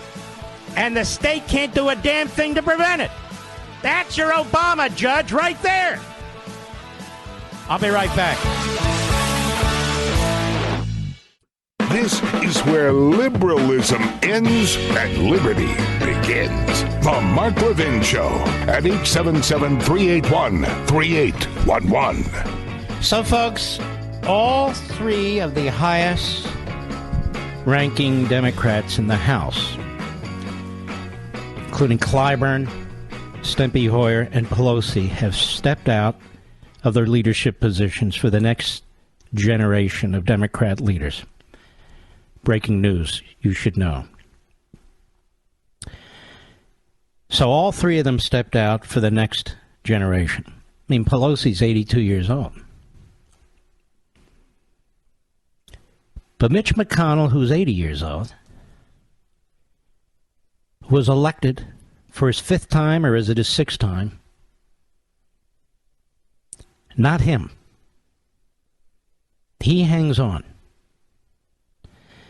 Backed by, I guess, 36 of his colleagues since he voted for himself. Backed by many in conservative media. Backed by the Wall Street Journal editorial page, the New York Post front page, National Review editors. The Democrats stepped aside. You understand that those three leaders who I detest literally have more class than Mitch McConnell and the people who surround him. It's unbelievable. They obviously got together and said, look, we've been here long enough. We did our thing. Let's make way for the next crowd. Not McConnell. We're going to meet on the 40-yard line. Let me ask you folks a question. As much as we detest Nancy Pelosi and her agenda, who was more successful, Nancy Pelosi or Mitch McConnell? Who was more successful? McConnell has been the leader of the Republicans come January longer than any Republican leader in American history. Not so. I understand Pelosi will be one of the longest, if not the longest, serving speaker, but who accomplished more for their party? Who accomplished more for the direction of the country that they wanted to take us in? Now she bows out. Steny Hoyer bows out. Clyburn bows out. McConnell hangs on. Thune hangs on. Barrasso hangs on. Cornyn hangs on. The funeral procession hangs on. You've got young Turks who have much more energy, much more charisma, are principled, are embraced by the base of the party, smart as hell. Smart as hell. And they will not allow them to rise up the leadership ranks. Which party's more vigorous then? In Washington. Mitch McConnell does not invite his members to participate in legislative preparation. He decides who will. He does not allow things to come to the floor unless he agrees with them. He decides what will. He does not embrace the whole caucus. And now he's at war with 25% of his own caucus. This is shameful. Absolutely shameful. When it comes to this issue, not all issues, this issue of power sharing, Nancy Pelosi actually has more integrity than Mitch McConnell. Mitch McConnell will meet the radical leftists in the Democrat Party on the 40-yard line. but he will not meet the conservatives anywhere on the football field. They are a greater threat to his power than is Chuck Schumer. Let me repeat. The base of the party and conservatives are a greater threat to Mitch McConnell's power than is Chuck Schumer or any of the radical leftists in the Democrat Party. No, I'm not giving it up. And he's got these mobster-like staff guys who shake down Wall Street and financial institutions, who shake down all kinds of businesses, because they know if they want to get anything done, they have to go through Mitch. It's appalling. I thought Harsney wrote a great piece at the Federalist today. 90% of it was great. I mean, great. But he left out a big 10%. It was way too soft.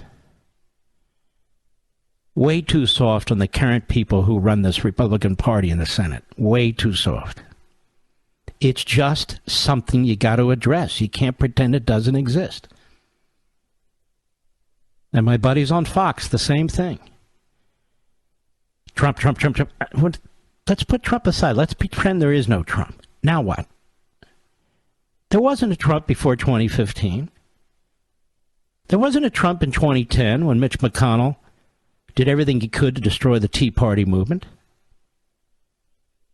and other conservatives.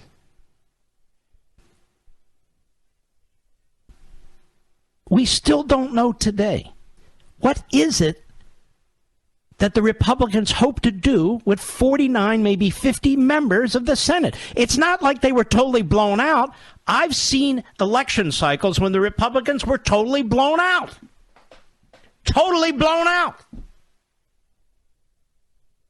They still have 49, maybe 50 senators. They still have a filibuster.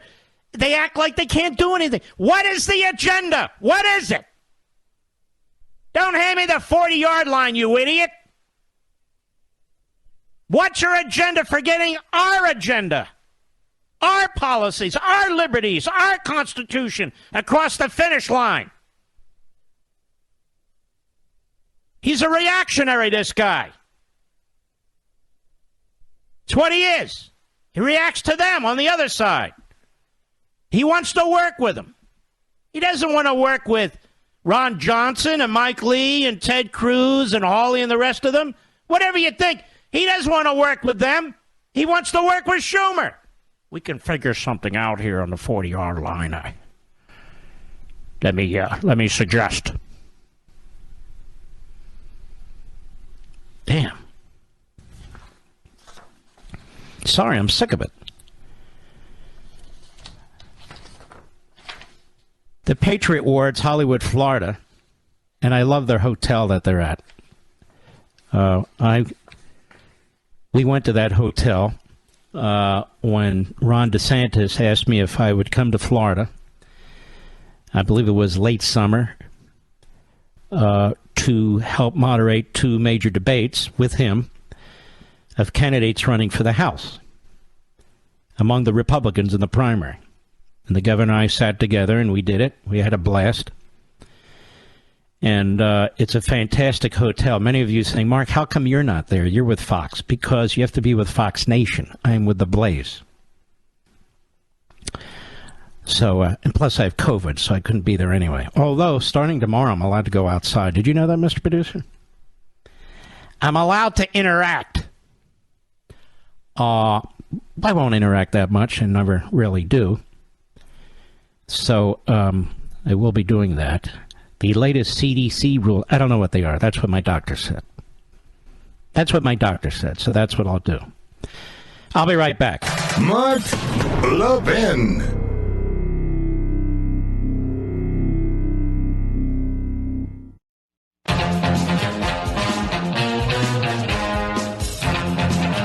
Well, this is, I think, Mr. Producer, a best of show, don't you?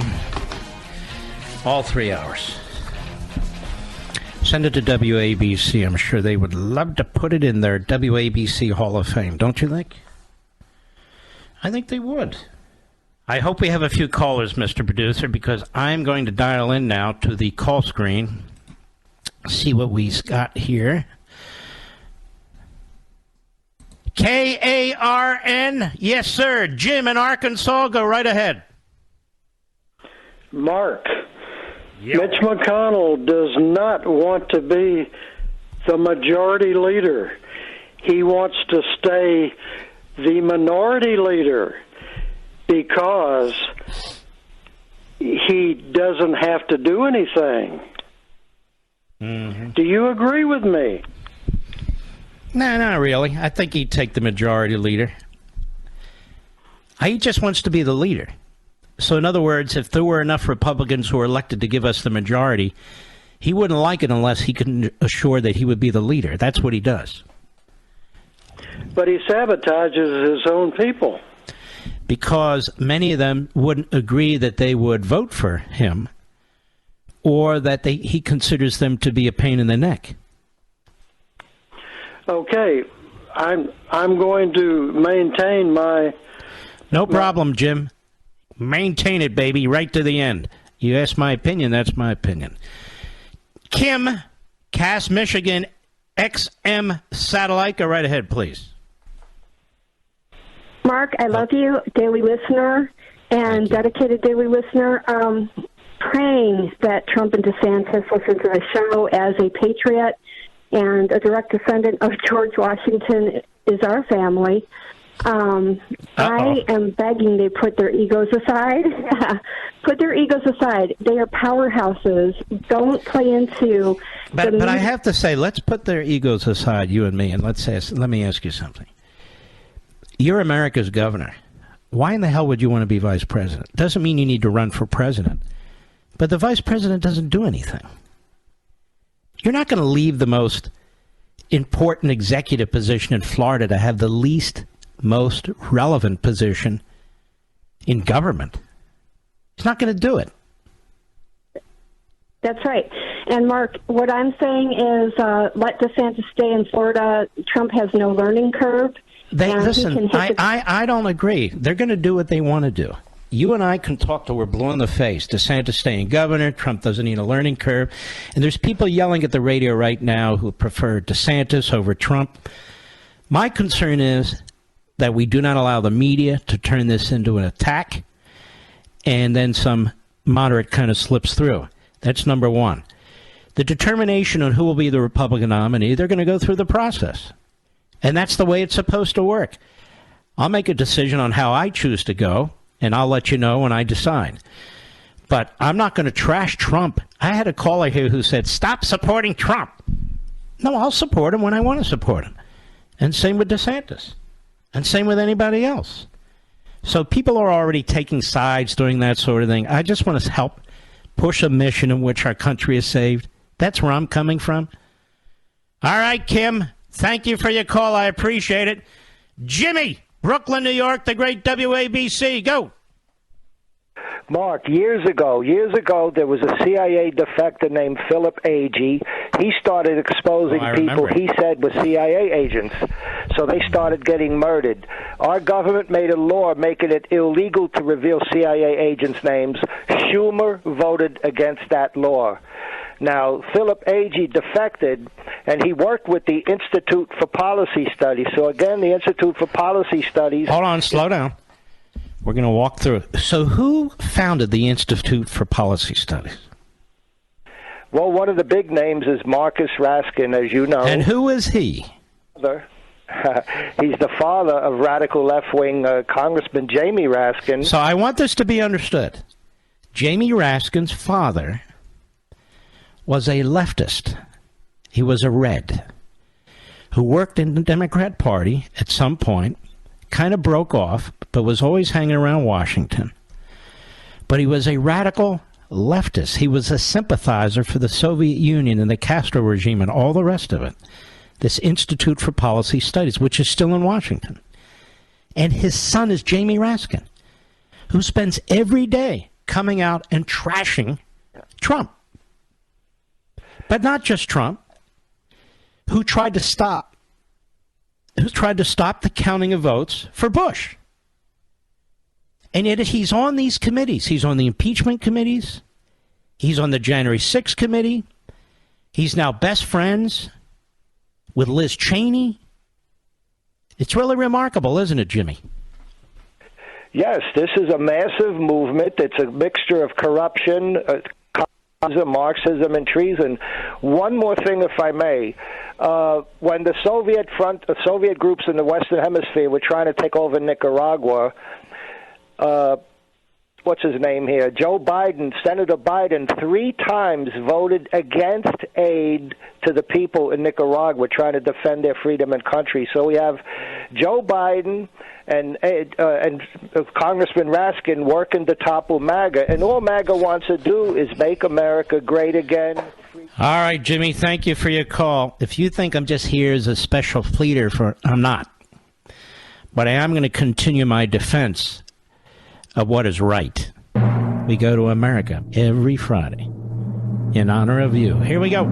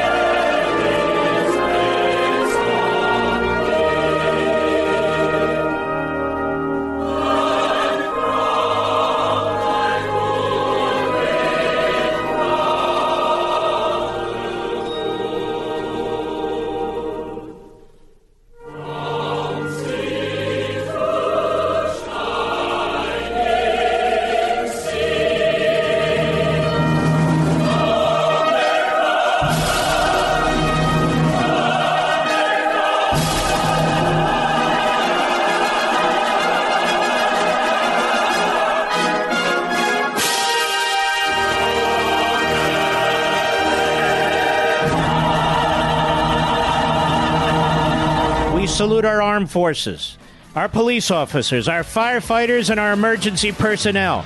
Good night, America. Newt Gingrich here, and I'd like to invite you to listen to my podcast, Newt's World. Most people know me as the former Speaker of the House, but I'm also a historian with a wide range of interest. I enjoy talking with fascinating people who are doing extraordinary things. I release 3 episodes of Newt's World every week, and I want to invite you to listen.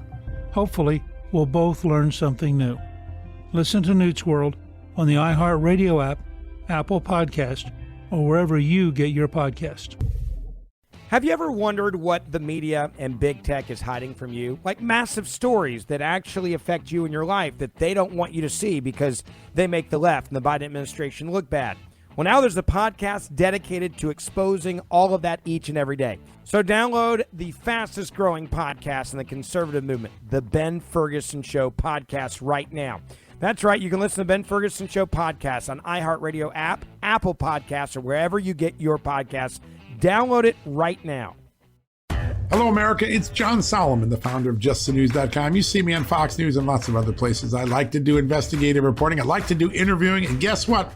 I've created my own podcast. It's pretty easy to remember. John Solomon Reports. That's what I do, right? Well, you can hear that every day on the podcast platform where you love to listen. Listen now to John Solomon Reports starting on the iHeartRadio app, Apple Podcasts, or wherever you get your podcasts.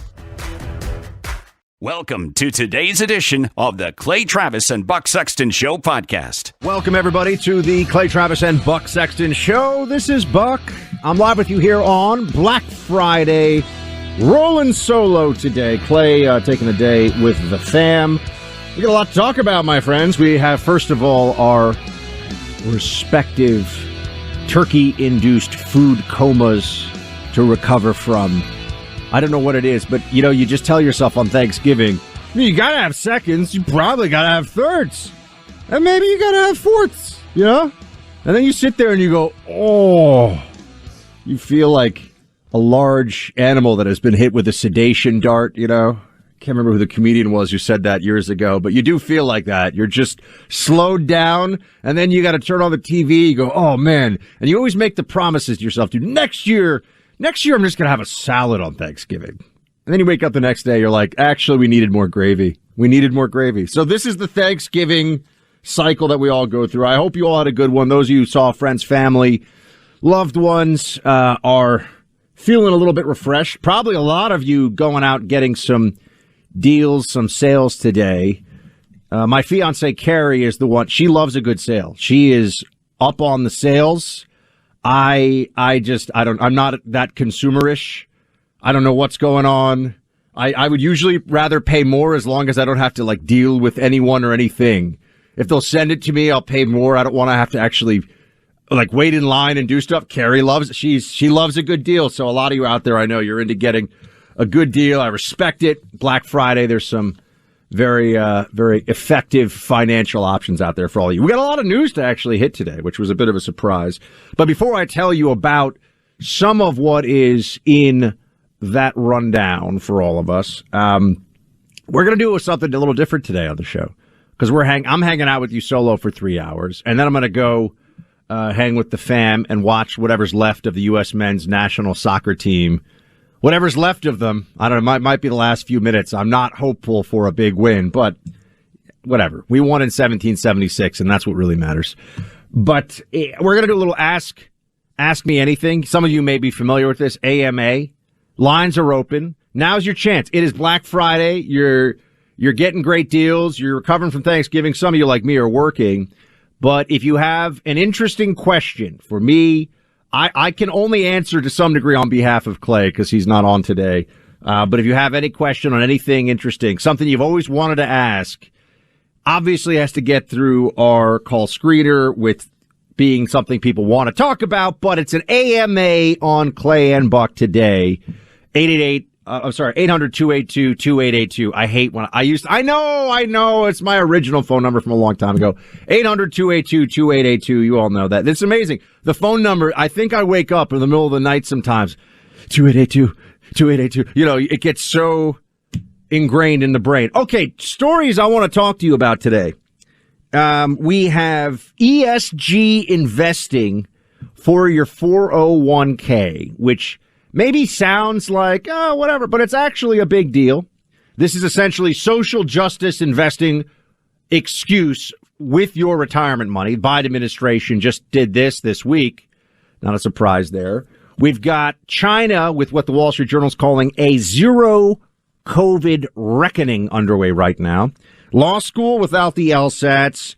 Biden talking about banning semi-automatic weapons. And the guy who is going after Trump, Jack Smith. I've been looking into his background. You will be unsurprised to know that he is a dogged and often rabid partisan. His wife's a big Democrat donor. He goes after two categories of people in political office, it seems. Republicans and egregiously slimy Democrats who are no longer useful to the Democrat Party. That's the important difference. So, like, after John Edwards is completely disgraced and no one cares and he's never going to run for office again because people found out that he thought this was true. He said this on TV. You guys all remember John Edwards from 2008, that campaign? I'm sorry. Wait, no. Yeah, was it? No, 2004. 2008. I can't even remember now. It's been a while. I'll check it out. But John Edwards, who said that he cheated on his wife while she had cancer, but on TV said, but she was in remission. That was his excuse. That is a guy who is never going to achieve elected office after that interview. Then the prosecutor was able to go after him for some, and wasn't even successful, by the way. I think it was a hung jury. So we'll get into some of that. But first, you had Joe and Jill Biden calling in yesterday. It's Thanksgiving Day, Macy's Thanksgiving Day parade. I'm here in New York City. The parade. Did any of you guys? Did any of you go to parades? The only parades that I tend to like are veterans. I like Veterans Day parades because I love showing the love for the veterans, and any parade with bagpipes. Something about people marching with the bagpipes. I feel like William Wallace grabbing my claymore, the sword, not the landmine, and ready to run out there and take the fight to the enemy. I don't know. Bagpipes get me fired up. Not a huge parade goer myself. I'm sure it's a lot of fun for the kids. But Joe and Jill Biden called in yesterday to the Macy's Thanksgiving Day parade, and I think this is kind of a metaphor for their presidency, for his presidency. Here's what it sounded like. Hello, Mr. President? I don't think I can hear you. Can you hear me, Mr. President? Yeah. Hello? Happy Thanksgiving, Mr. President. Are you there? Well, I'm here. Oh! Happy Thanksgiving. He's like, is the phone? Is that a phone thing? Am I supposed to yell into the phone? I'm going to whisper creepy style. Yeah, there you go. It was a little bit of a moment there. Couldn't reach him. And you say, well, of course, maybe the cell phone service is bad. It's a parade. You can hear it in the background. But maybe they also just caught him kind of doing the thing he does where it seems like he might be napping, but he's actually awake. His eyes are open, but it's like not really clear. They're not even paying attention. More to the point on policy, though. He did say recently that he thinks that we should... Do we have him saying, guys, that he wants to ban... Or basically he was complaining about the sale of semi-automatic weapons. He was doing a press event. We can grab this one for later. He was doing a press event up in Nantucket. And Biden talked about how he's got to get new gun restrictions. And this was the quote from him, which maybe we can pull. The idea we still allow semi-automatic weapons to be purchased is sick, Biden said. Just sick. It has no socially redeeming value. Zero, none. Not a single solitary rationale except profit for the gun manufacturers. So I guess we were all supposed to use like a flintlock, maybe a muzzle loader, black powder. Semi-automatic. What weapons does he think? Oh, you could have like old school. Wasn't it Elmer Fudd who had the side-by-side old school shotgun? You see a lot of over-unders now. I haven't seen a side-by-side shotgun in a long time, but you can have the Elmer Fudd shotgun, basically. And remember, Joe Biden also, not exactly a firearms expert. Maybe I'll grab this one, too, for later so people can take a trip down memory lane. Remember when he said, buy a shotgun, buy a shotgun. And then he said, when the bad guys are there, just fire it off in the air. It's like, I don't think firing off a slug in a densely populated residential area as a warning shot because you think there might be a burglar, but who knows? Maybe it's a neighbor's cat. that is a really bad idea and could also violate a whole bunch of laws. So probably bad advice for everybody. But look, the Biden administration is leading into the fact that they're going to be around now for 2 more years. You're going to see, I think, some even crazier, more left-wing policy being pushed by them. They won't be able to get it through because of the Republican control in the House. But they're still going to make the case. They're still going to say it. They're going to get their base as fired up as possible. The media is going to be all in lockstep with them. And this is where they're going to try. If you look at, I think, the second term of the Obama administration, you have a pretty reliable template for what's going to be happening here. They went for amnesty. They went for massive climate change regulation through executive order. Right? Those were the things. They got health care done for Obamacare in the first 4 years of Obama. And then it turned into the other 2 areas where they want total control and dominance. And it was on environmental issues through executive order, basically, and pushing for the massive amnesty, which everyone now recognizes it's at least 20 million, right? They won't say that really out loud. You heard Chuck Schumer recently say, well, we don't really know what the number is. They know it's a lot more than the 12 million they've been saying for the last 15 years. That's for sure. Because we've had 5 million enter the country under Joe Biden's first 2 years in office, not even quite 2 years yet. So that means the number has to be close to 17, 18 million.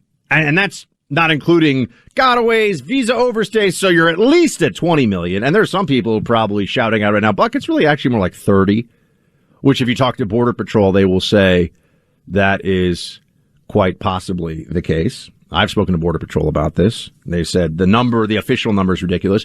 But the truth is the Biden administration, even in the face of the red wave that splashed in the wrong states.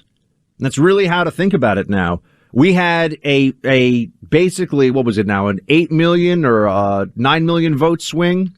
3 million additional Republicans voted over Democrats in the midterm election. And I think we were down 5 or 6 million votes to Democrats, maybe even 7 million votes the last time around. So you're looking at a massive swing toward Republicans. But we didn't clean up what we had to in certain key states in terms of election processes. We didn't play the game by the rules that they had. So, yeah, you can make the case the American people, by and large, are pretty frustrated with what has happened during the first 2 years of Biden. But the Biden regime now, especially given the fact that, they managed to keep Senate control. We'll talk a little bit about the Herschel Warnock race today, too. I think Herschel Walker, did he challenge? Yes, he challenged Joy Reid to a debate. I just got to tell you, I'm going to say this right now. I put my money on Herschel every time. Herschel's a competitor. Here is Herschel Walker calling out Joy Reid and saying straight up, he's ready to debate anytime, anywhere. I love to debate Joy Reid. Senator Warnock, he's a slick talker, smooth dresser guy. But in that debate, I took him to school because he found out a lot of things he didn't know. And I can do the same thing with Joy Reid any time of the day. I think people to sit on TV and to talk is easy to talk. But I've been a man that have worked my whole life. I've built companies. I've signed in front of a paycheck. They've never done any of that. They don't know how to do it. I do. And I said, any day of the week she want to debate, she can show up here and I debate her as well. On any subject, she come up with the subject and let's go at it. I like it. I'd watch it. I think a lot of you would too. The Walker v. Reid 2022 throwdown on the air. It would be quite interesting to watch that one play out. So we'll return to that race in a little bit. Like I said, it's Ask Me Anything Day on Black Friday. So 800-282-2882. Light up those lines. Let's all hang out because I'm solo here in New York City for a few hours. Still recovering from I ate so much sweet. I go hard on the sweet potatoes. I go all in on the sweet potato casserole, so I hit that very, very heavily yesterday. Still feeling it today. And right about now, a higher level of Christmas shopping and frenzy is kicking in. It's Black Friday. You see it all around you, right? That's what those deals are going to do. People are motivated. They're out there. If you're operating a business that ships a lot of packages and you're in and out of the post office a lot this time of year, let me save you hours of time this holiday season. Go online and go to Stamps.com. It's a one-stop website for anything you'd ship via mail or UPS. Sign up now and you'll be printing your own postage in minutes. Use Stamps.com to print stamps and the exact meter reading on the package you're shipping off. All you need is a computer and printer. If you need a package pickup, you can easily schedule it through your Stamps.com dashboard. Get started with Stamps.com today. Sign up with promo code Clay and Buck for a special offer that includes a 4-week trial plus free postage and a free digital scale. No long-term commitments or contracts. Just go to Stamps.com, click the microphone at the top of the page, enter promo code Clay and Buck. Again, that's Stamps.com. Go check it out now. Click the microphone at the top of the page and then enter that code Clay and Buck at checkout. Clay Travis and Buck Sexton on the front lines of truth.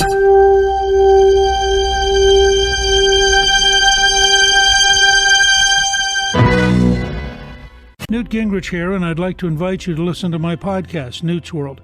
Most people know me as the former Speaker of the House, but I'm also a historian with a wide range of interests. I enjoy talking with fascinating people across a variety of topics.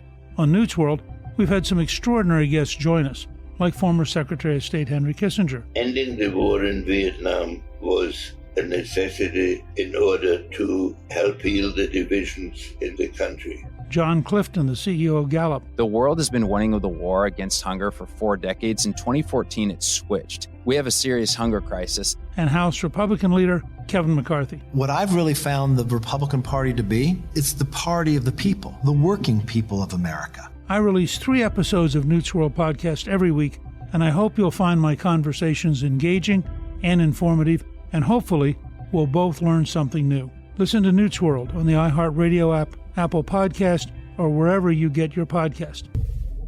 Have you ever wondered what the media and big tech is hiding from you? Like massive stories that actually affect you in your life that they don't want you to see because they make the left and the Biden administration look bad. Well, now there's a podcast dedicated to exposing all of that each and every day. So download the fastest growing podcast in the conservative movement, the Ben Ferguson Show podcast, right now. That's right. You can listen to Ben Ferguson Show podcast on iHeartRadio app, Apple Podcasts, or wherever you get your podcasts. Download it right now.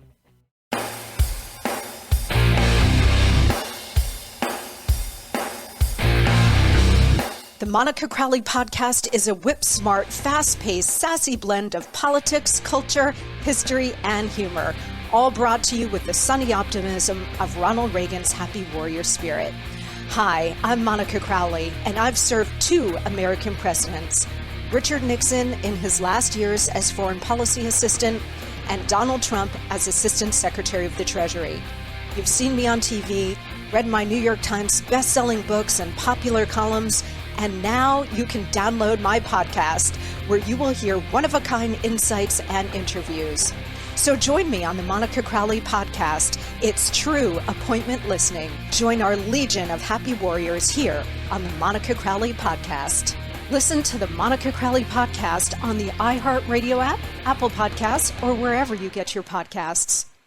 The idea we still allow semi-automatic weapons to be purchased is sick.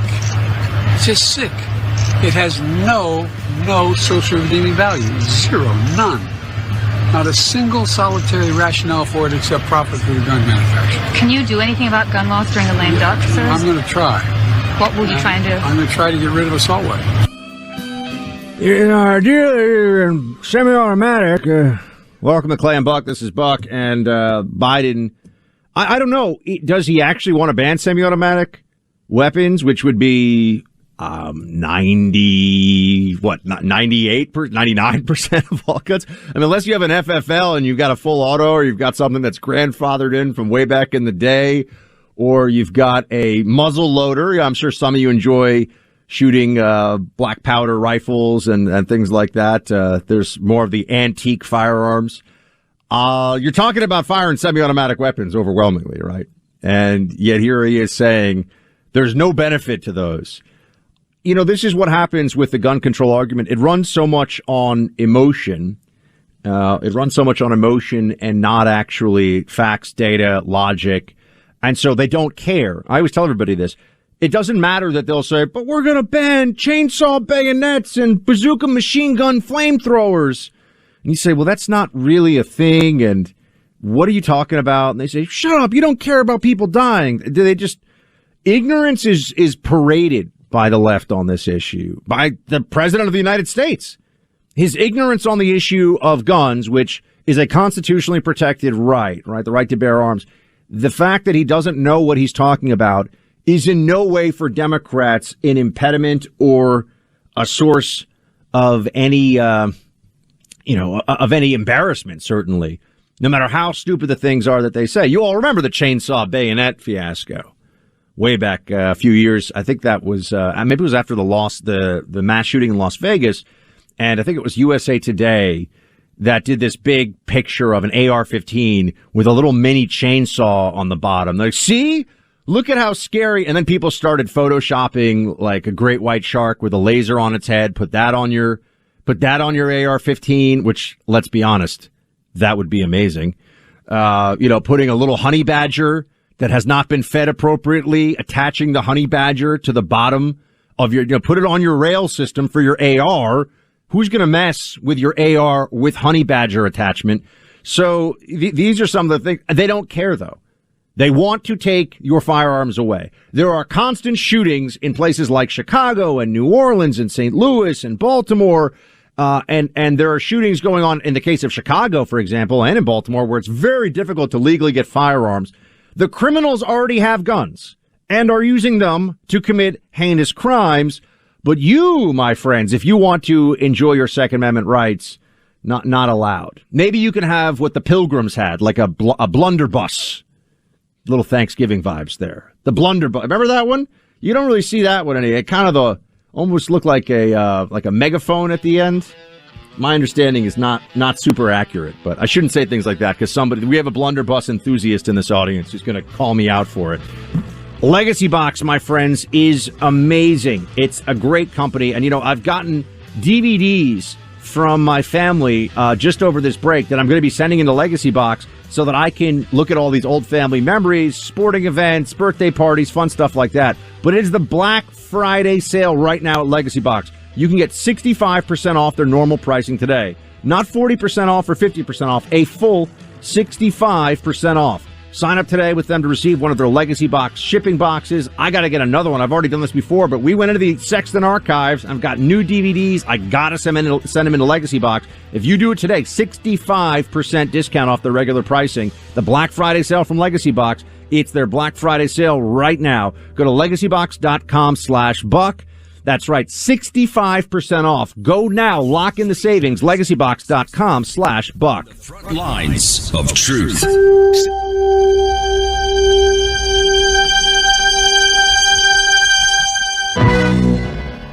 Welcome back to Clay and Buck, everybody. This is Buck.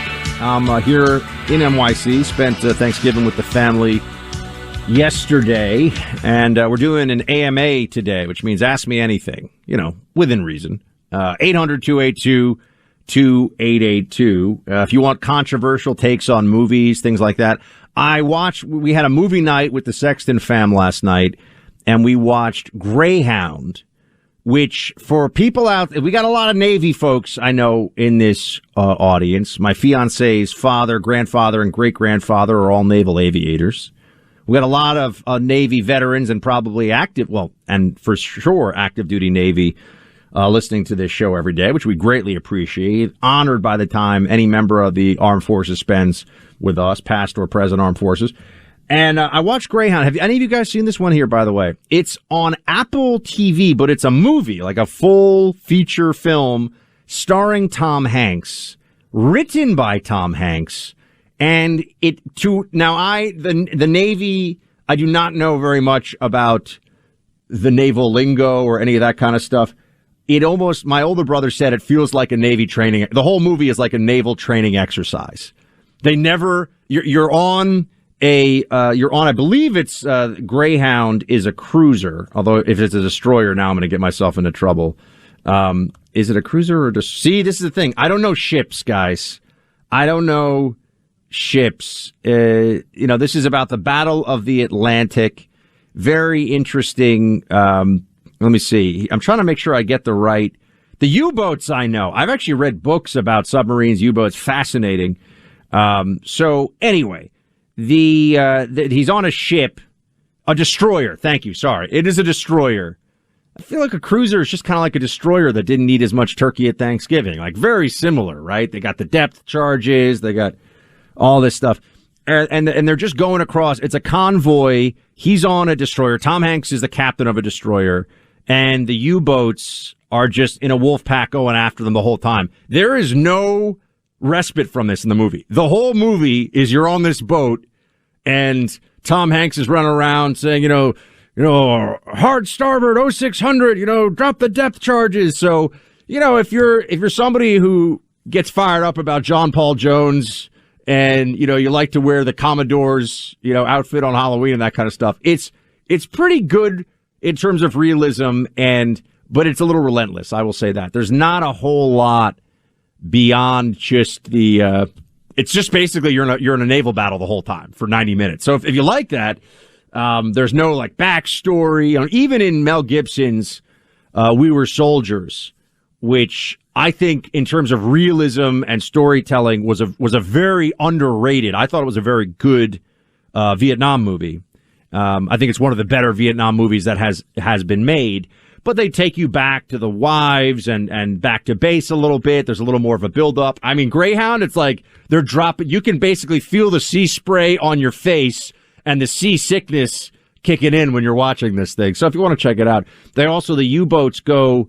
I think everyone has this vision of submarines, especially because the Hunt for Red October. It's all about the firing of the torpedo, and that's torpedo fire one, and that's. But U-boats, especially in the Second World War and in the First World War too, the deck gun was used more often than the torpedo for sinking. They would just come up alongside. They had pretty serious armaments for the deck gun, and that comes across in the movie. So anyway, I thought it was pretty good. My mom was like, not a lot of dialogue, acting, or character development in this, but I was like, yeah, but all the big cannons going boom boom. It's a lot of fun. So I would recommend that one to you if you get a chance. But yeah, AMA 800-282-2882. You can ask me anything you like. And with that, we can actually go to. Oh no, wait! I was going to go to calls, but hold on, because I want to talk about Yeah, I know. I'm keeping you on your toes there. We're running training drills in here too. What if a U-boat pulls alongside the radio studio? And there are Germans who get on the radios. They're like, "We're going to keep hunting you forever." I'm like. In every movie, the German bad guys, they're always up here. Whether it's the First World War, the Second World War, they always sound like, and I'm like, there's never a guy who's got a lower register. I just think it's interesting. Like the menacing tone of the German, whether it's the Wehrmacht or Second World War, First World War. It's like, why do you make us, continue with the U-boats hunting you in the flotilla? And you're like, ooh. This guy sounds mean. Of course, he gets what's coming to him. Thank you, Tom Hanks, at the end of it. Where was I on this one? Yes. We have the guy going after Trump, Jack Smith. I think you should know about this. This just got decided. In the last week. They appointed a special prosecutor. And the special prosecutor is this guy, Jack Smith, and he's looking at two. So it's really now the third special prosecutor looking at Donald Trump. When I say looking at, on a search and destroy mission, trying to prosecute and possibly even incarcerate a former president of the United States. That's underway right now. This guy's most notable cases are twofold. One was the prosecution of Bob McDonnell, who was the governor of Virginia. You all remember that. And Bob McDonnell him and his wife took a total of $175,000 of gifts, Rolexes, ball gowns, things like that. Gifts from a businessman in Virginia who had I think a nutraceutical company. And they went after him. They went after his wife as well. And actually got a prosecution. And the state of Virginia didn't bring any charges. The federal government came in, and it was Jack Smith, this prosecutor. He had such an expansive definition of what is called honest services fraud. which is a statute that, you can't accept money, for example, for an official act. It's a bribery and corruption charge, effectively. But it was so expansive that even though there was no specific official act taken by Bob McDonnell, who, remember, back in 2008, around that period, he was talked about as a VP candidate. He was somebody that people were thinking about as a major Republican figure in the future. So the Democrats wanted to take him down. The Supreme Court overturned his conviction, not 5-4, not 6-3, 9-0. That is how egregious the overreach and the abuse of prosecutorial power and the expansion of the law by Jack Smith, the prosecutor, was. A 9-0 decision. And so here you are looking at a guy who has a history of dramatic overreach that had to be slapped down entirely by the Supreme Court to try to ruin someone's life and incarcerate him. For what exactly? There was no official act taken. And so what Jack Smith did is he said, well, this guy, the businessman, was seated in good places during parties at the governor's mansion. Or the governor introduced him to other people, or basically was hanging out with him. There was nothing. He didn't sign anything. He didn't push any bill. He didn't, have any proclamation, no official act. Still wanted to send him to federal prison. That's who is going after Trump right now. The other person he went after was John Edwards. Now, I know that the left is going to say, oh, see, they go after Democrats too. He's honest. We all know Weissman, for example, Mueller's pit bull. Remember him? What did Weissman do as soon as the Mueller prosecution was over? He's on MSNBC talking crazy Trump derangement syndrome stuff. He's a lib. He's a leftist. We knew it all along. Some of us did. And then, of course, Mueller was up there. And Mueller made Biden seem sharp as a tack. We remember this. It was shocking to people who were watching it. They were like, Mueller is the most, relentless G-man in the history of the country. This guy, he makes Elliot Ness look like wasn't putting in the hours. It was crazy what they were saying about him. They're going to do the same thing with Jack Smith now. The most relentless, dogged, ethical prosecutor. But just remember, he went after John Edwards, who at one point was the leading Democrat presidential contender. Just always remember that. I like to remind people of who some of the Democrats are. The same way that Ron DeSantis, who's now, with the biggest win in the history of the state of Florida for governor we've ever seen, Ron DeSantis ran against Andrew Gillum, who was found with an overdosed male prostitute with methamphetamine in the hotel room and is now facing federal corruption charges of his own. That's who the Democrats wanted to run the state of Florida. John Edwards had a love child, cheated on his wife while she was sadly, tragically, dying of cancer while he was campaigning for president. But when it finally... Oh, and do you remember who broke that story? This is a fun trip down memory lane. I was still in the CIA when this happened. This was 2008, by the way. I know before I was getting the dates jumbled in my head. It was 2008. I was still in the CIA, but I was following this stuff pretty closely because, I've been obsessed with the news and defeating commies ever since I was about 14 or 15 years old. It was 2008, and John Edwards was going forward, and they, as soon as he was done, as soon as he was finished as a candidate, because of the National Enquirer. Just remember that. The New York Times, the Washington Post, none of them could figure out, or wanted to figure out, obviously, that John Edwards had a love child and an affair with someone that his campaign was paying to do videography work or something like that, who is a very odd lady who seems like she should own a store that sells wind chimes or something. She... I think her name was Riel. Am I getting that right? It was Riel, yeah. And he had a child with her while he's running for president, and his wife is dying from cancer. No one figured this out. The National Enquirer took a break from, baby with like the legs of a goat and the head of a demon born in the Arizona desert to actually, it's true, they broke the story and basically took down John Edwards' campaign. And then, because of the humiliation that he visited upon Democrats You see, he was no longer useful. He was done. Then they brought a hiding campaign finances charge. Jack Smith led that one and didn't even get a conviction. So this guy, this is who you're putting in charge. But I'm telling you right now, you know the old thing about how you could indict a ham sandwich? Grand jury can indict it. This guy, Jack Smith, indicts ham sandwiches like it's his job.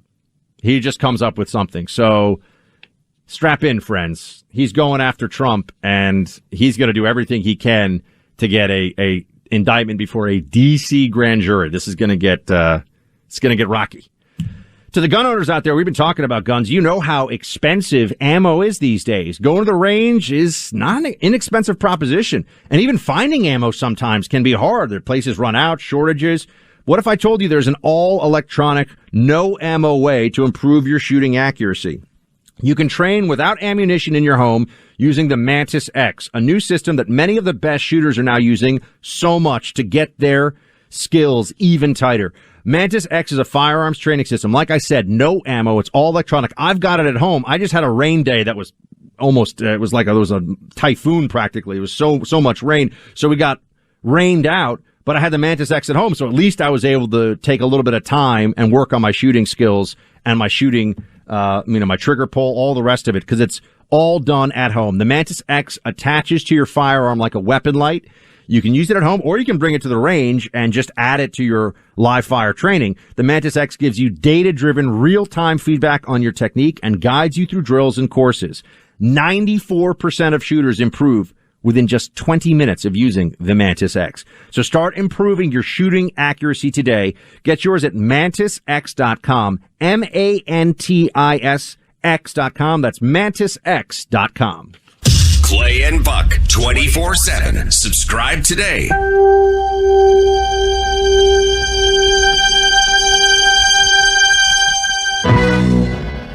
Welcome back. Newt Gingrich here, and I'd like to invite you to listen to my podcast, Newt's World. Most people know me as the former Speaker of the House, but I'm also a historian with a wide range of interests. I enjoy talking with fascinating people across a variety of topics. On Newt's World, we've had some extraordinary guests join us, like former Secretary of State Henry Kissinger. Ending the war in Vietnam was a necessity in order to help heal the divisions in the country. John Clifton, the CEO of Gallup. The world has been winning the war against hunger for 4 decades. In 2014, it switched. We have a serious hunger crisis. And House Republican leader Kevin McCarthy. What I've really found the Republican Party to be, it's the party of the people, the working people of America. I release 3 episodes of Newt's World podcast every week, and I hope you'll find my conversations engaging and informative, and hopefully we'll both learn something new. Listen to Newt's World on the iHeartRadio app, Apple Podcast, or wherever you get your podcast. Have you ever wondered what the media and big tech is hiding from you? Like massive stories that actually affect you in your life that they don't want you to see because they make the left and the Biden administration look bad. Well, now there's a podcast dedicated to exposing all of that each and every day. So download the fastest growing podcast in the conservative movement, the Ben Ferguson Show podcast, right now. That's right. You can listen to Ben Ferguson Show podcast on iHeartRadio app, Apple Podcasts, or wherever you get your podcasts. Download it right now.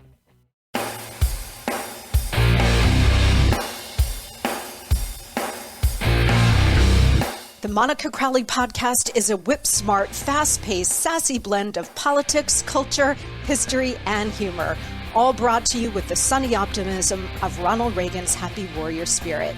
Hi, I'm Monica Crowley, and I've served 2 American presidents, Richard Nixon in his last years as Foreign Policy Assistant, and Donald Trump as Assistant Secretary of the Treasury. You've seen me on TV, read my New York Times best-selling books and popular columns, and now you can download my podcast, where you will hear one-of-a-kind insights and interviews. So join me on the Monica Crowley Podcast. It's true appointment listening. Join our legion of happy warriors here on the Monica Crowley Podcast. Listen to the Monica Crowley Podcast on the iHeartRadio app, Apple Podcasts, or wherever you get your podcasts. Back to Clay and Buck. We're doing a Ask Me Anything today. 800-282-2882. Matt in Tupelo, Mississippi. Matt, what have you got for us? And happy belated Thanksgiving. Well, I've got the burning question, and that is, how did you and Clay first meet? Oh, sure. So Clay and I met in Nashville, his hometown, over lunch that was set up by both of our bosses, who is the president of Premier Networks here at iHeartRadio. But we sat down, and it was during something called Politicon, where we both were invited guests to this. It's like Comic-Con, but for political people. I guess that's the best way to put it. So you get all these, you'll have, the Raging Cajun, what's his name? James, he was Carville. Carville, thank you. Like people like that, all over MSNBC, CNN, all those people. They show up. Thank you. You knew James Carville. So, we were at that, but we really just honestly talked about, Nashville restaurants in the town. Cause that was my first time ever in Nashville. So we hung out at that lunch and then, Nashville's a nice town. I used to live near there myself, so it's I know what you're talking about. Yeah, no, Nashville's a great town. So that was the first time we met, and we didn't really talk again until we were told we're going to be doing the show together. So there, we had a nice time at lunch, and then about 18 months later, I guess, or a year later, something like that, it's like, hey, you and him are going to team up, and I said, great, and here we are. Thank you for calling in, Matt. Kyle we just have McHenry County. Where's that? Well, we're about halfway between Rockford and Chicago, so I'm in between two liberal enclaves. Oh, man. All right. Chicago could be so great if they just had different people running the place. But anyway, what do you got for me, Kyle? Oh, so about your assault weapons ban from Mr. Biden. Well, we know that won't go through, but we got assault weapons bans here in different townships in Illinois, and that didn't stop our Highland Park shooter, no, did it? We go through a 4473 for our FOID cards and another one for actually purchasing a firearm. Bad people are going to get guns regardless of what they... Yeah, I mean, I think bad people, we can see from the numbers, are having an easier time getting guns now than they have in a long time, despite all kinds of laws, regulations, straw purchase prohibitions, all these things, background checks. It doesn't change. But ultimately, thank you for calling in, Kyle. Ultimately, a lot of the opposition, I said it was emotional, which is true, but the opposition to the Second Amendment, to the people legally owning guns, is also cultural and tribal in the sense that you really just, a lot of people don't want the people who have the guns to have them because they don't like them. Meaning they think that the people who own the guns legally are the problem to them. They think of it as, if you own a gun, you're a Republican, you're right wing, you're traditionalist in your thinking, and then all the other, slurs and slanders that they throw at people on the right. So it's that icky people own guns. That's really their thing. They just don't like the people who want to go to the range, who want to go shooting, who spend time with family doing that.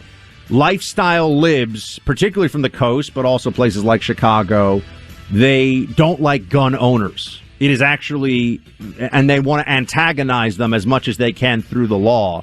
So yeah, there's some anxiety not rooted in reality about how it'll make us safer, and if we only got rid of the guns, everybody would be fine, which is crazy. But it's also just, they don't like you and me. They don't like people that like guns and believe in the Second Amendment. That's really what it comes down to. And it's such a clear marker between the two sides, such a dividing line now, that they don't even think about it beyond that. That's why the data, the numbers, the truth doesn't matter to the gun grabbers. Clay Travis and Buck Sexton on the front lines of truth.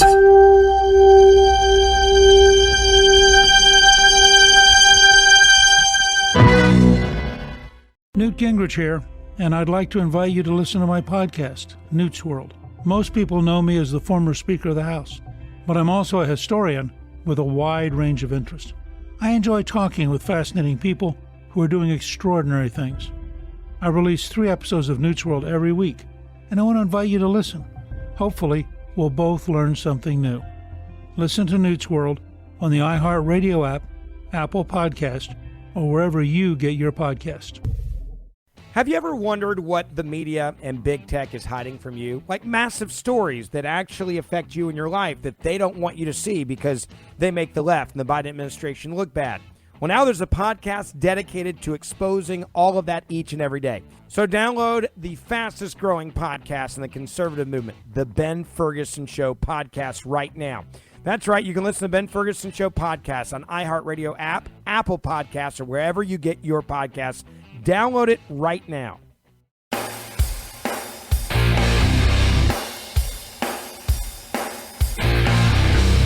The Monica Crowley podcast is a whip-smart, fast-paced, sassy blend of politics, culture, history, and humor, all brought to you with the sunny optimism of Ronald Reagan's happy warrior spirit.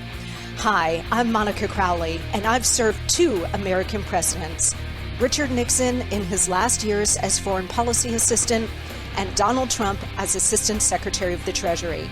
You've seen me on TV, read my New York Times best-selling books and popular columns, and now you can download my podcast, where you will hear one-of-a-kind insights and interviews. So join me on the Monica Crowley podcast. It's true appointment listening. Join our legion of happy warriors here on the Monica Crowley podcast. Listen to the Monica Crowley podcast on the iHeartRadio app, Apple Podcasts, or wherever you get your podcasts.